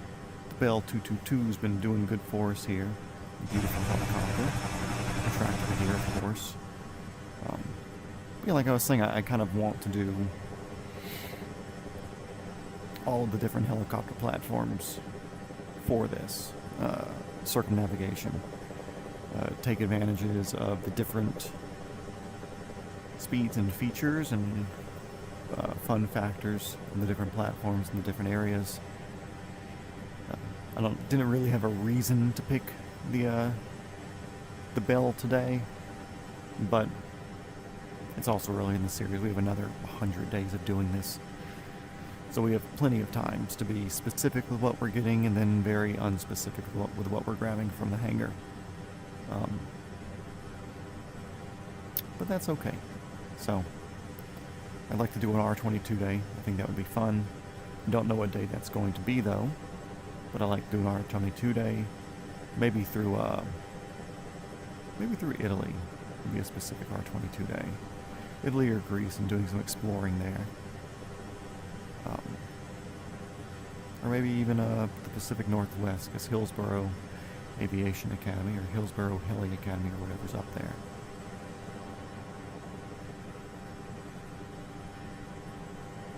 Okay, so we're close. Let's see, let's turn on this real quick. Scott Air Force Base, hospital.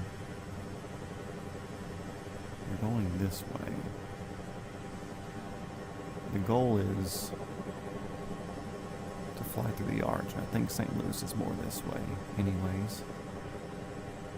I kind of wanted to like intercept the river a bit here to the north and do a hard like 180, 120 knot pass through the arch. So this will set us up well here.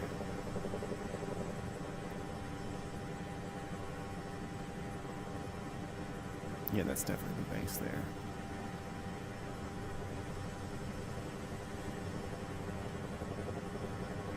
Nice to see freaking houses and development. I love living out in the country, but flying through it, man, how many trees can you see from the same time over and over and over again?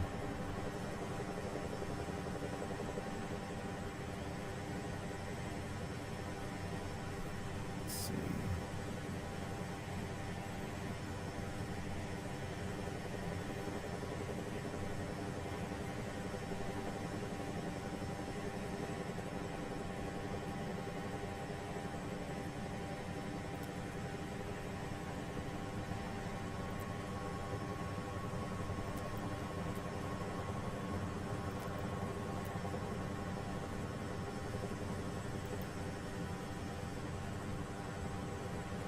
So we still got more than a quarter tank. You still want to send it?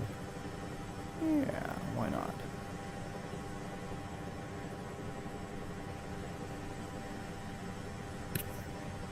Why not? I don't see no problem with that.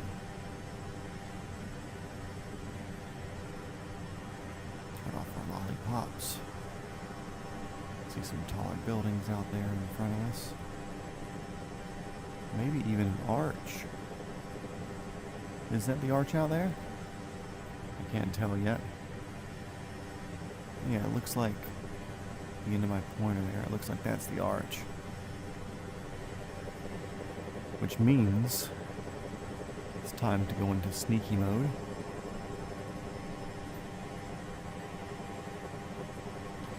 We're flying below radar now.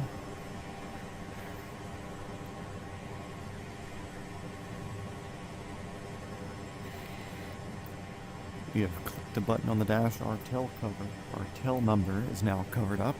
We are no longer transmitting our location with ADSB. We are on the run, effective now. But we're about to make the Arch our bitch. Archbishop. There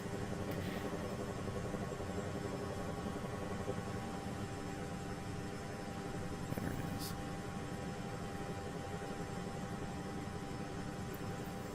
Who doesn't want to do clandestine missions in downtown St. Louis? Isn't St. Louis like one of the worst cities to live in? Or something like that? It's got like one of the highest crime rates or murder rates or something like that. It has such a pretty arch. I wonder why it would be like that. Don't answer that, actually. I still have a lot of episodes to film. I don't want to get canceled yet.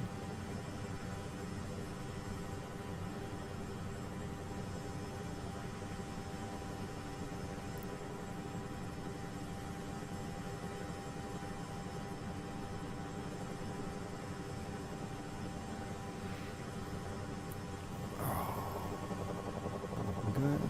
Cool. We're not pushing over for low G. We are lowering the collective. Any pushover is a result of also adding power, so it pulls us out of it. Two-bladed systems like this, you don't want to be doing that.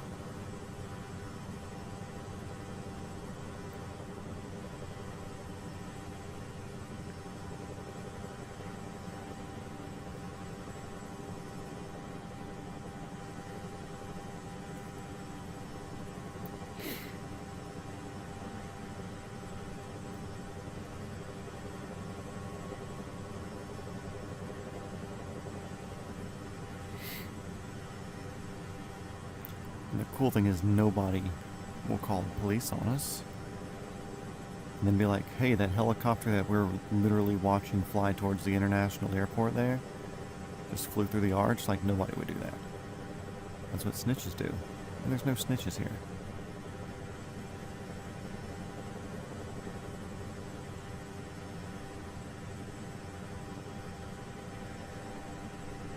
Also, I definitely need to get a different chair for this. The chair is comfy for short stints, but it is not comfy for running a longer stint, I'll tell you that.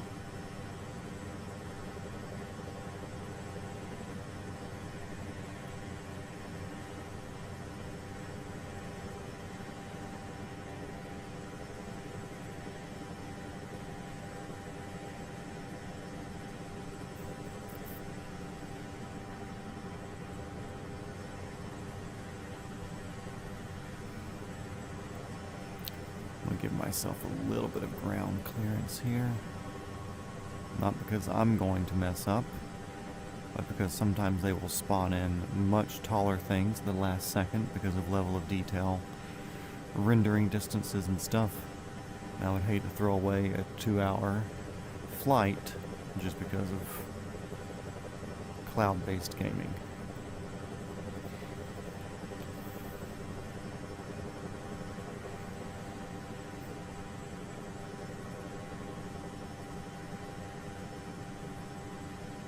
It's like I can see there's a telephone, not telephone, but like a cell tower. I guess that is a telephone still. There's a tower of some sort here on the 1:32 o'clock position. That's just slowly rendering in.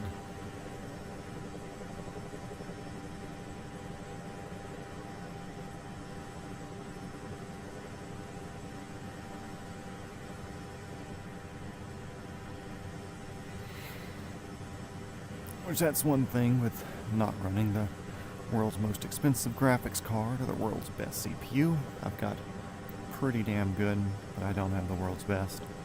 Because pretty damn good does more than well enough for me for what I'm using it for.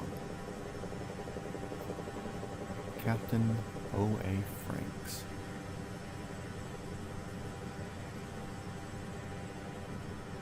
Windy Ann, that's a tug. Used to.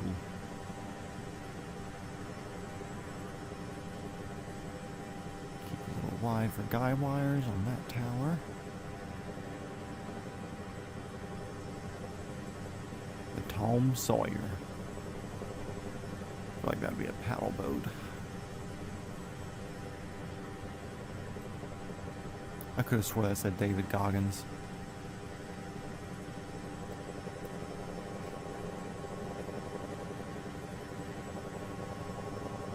There we go, guys. Flew through the arch. That was the Mississippi.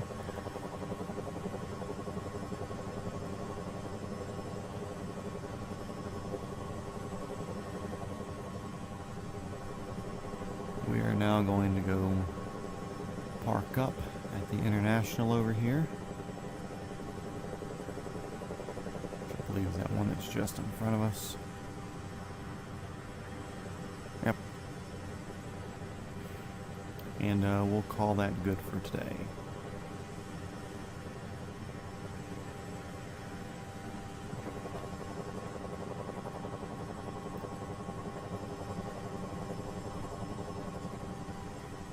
Hey there, St. Louis International Airport. This is helicopter 42069. We are 5 miles to your southeast, requesting inbound for the ramp from the northeast. St. Louis Ramp. St. Louis International Tower. This is definitely a towered airport.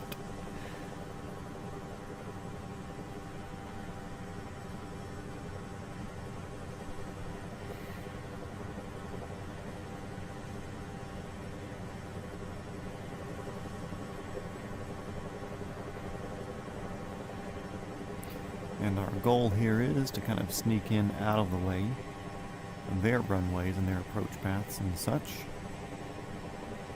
And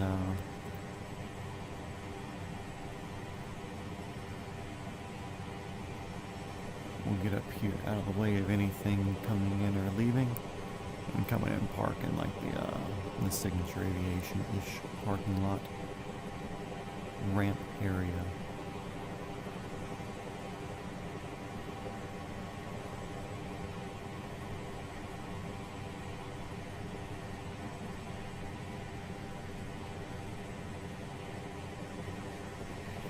We're staying low enough right now to not be an issue. Anything was coming in, but I also don't see anything coming in at the moment. Oh, there we go. They're starting to render in, so maybe we might start seeing some. But we'll keep an eye open. Either way, we're staying well below. We're at what? Where's my radar altimeter? Like 500 feet here. So we should be good there. A hospital that's right here or something. It's not going to show me, is it? Anyways.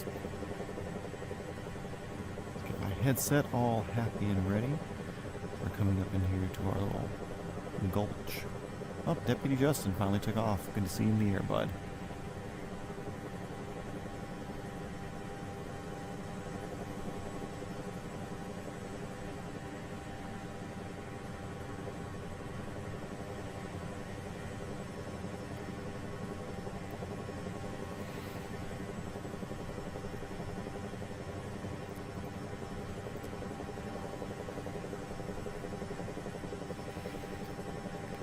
Clear their runways. We're making our approach to the ramp area. I'm sorry for the wiggles, adjusting my headset and cabling. I'm going to start lowering the collective and pulling back our cyclic, slowing our airspeed. Trying to maintain a very little descent, if any. I'd like to stay about where I'm at. I'd like to get down to like an 80-ish airspeed once we get to this building up here. This helicopter just wants to go fast though, so we're going to follow the railroad tracks though.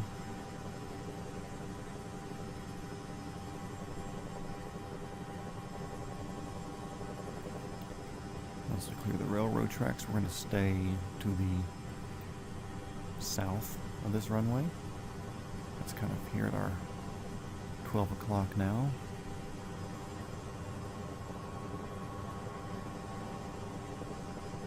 So we're at our 80 speed mark here at the Boeing building. Sick.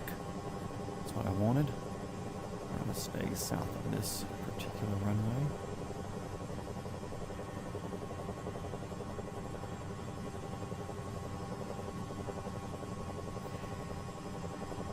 And I should be able to go ahead and go gear down.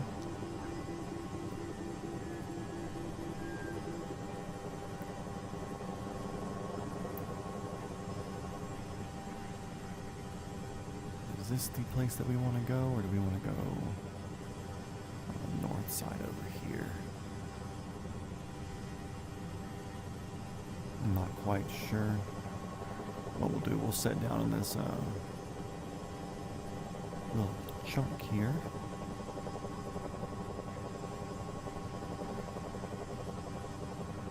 That looks like a big path for airplanes.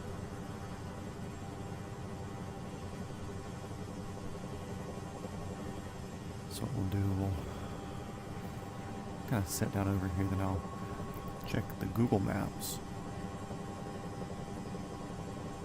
We'll sit down in the corner of this lot here. We'll check the Google Maps and see what the real airport layout is, and if that's a good place to stay, or if not, we'll pick up and do an air taxi.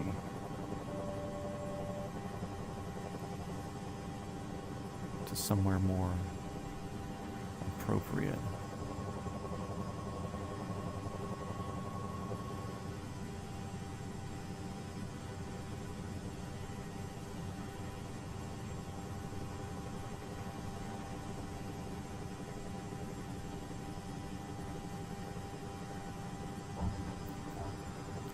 We are down. Parking brake is on. Be quiet. I know the parking brake is on. And now real quick I'm going to check my phone and just see what the actual airport layout is.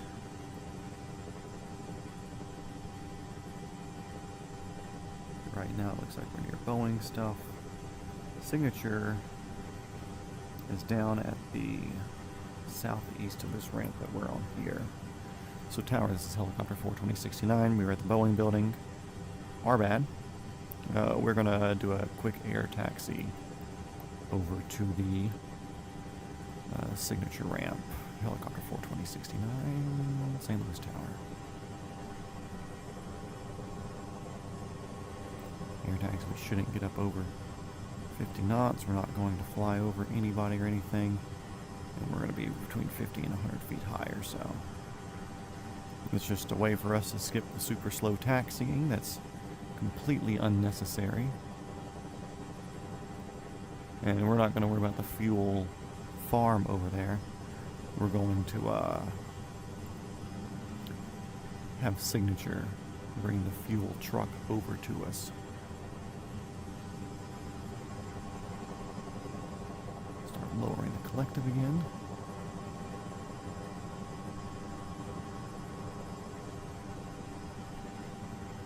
Now we're over here at the Signature ramp.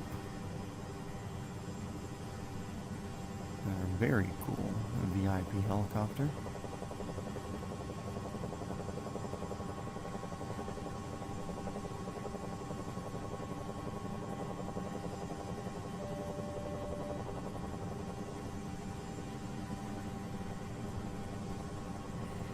And also, we'll have them trade this out for something else for us tomorrow. We want a fresh helicopter, something different.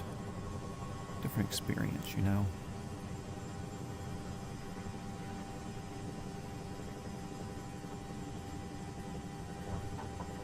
Whoa, what are you doing there? Weird. Okay, turn our throttles back down. Let those get slow.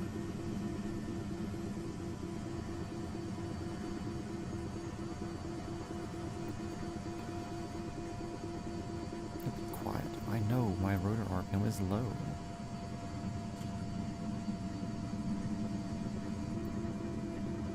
Yep. Oh my god, I lost an engine? Crazy. It's like I used the stop button.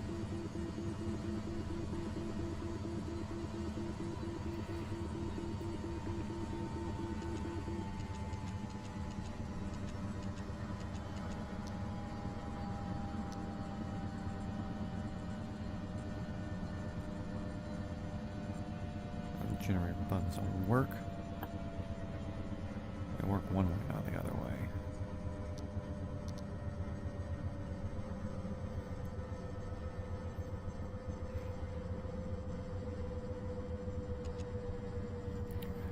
Those are off. Blah, blah, blah. Cool, cool, cool, cool, cool.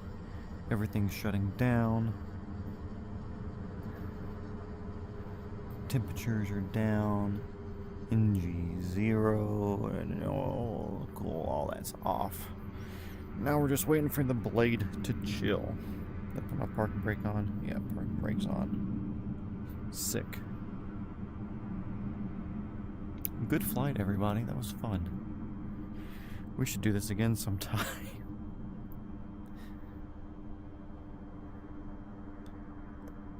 I love how thick these damn blades are.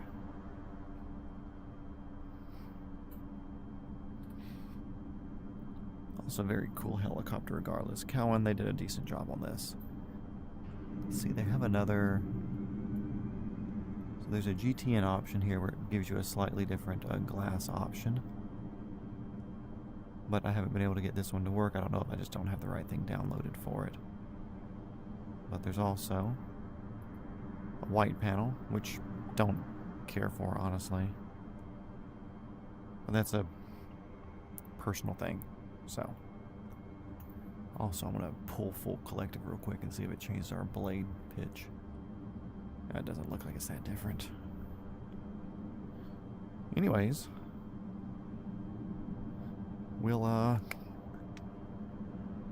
get this battery off. Oh, did I just crash the game? My head's frozen.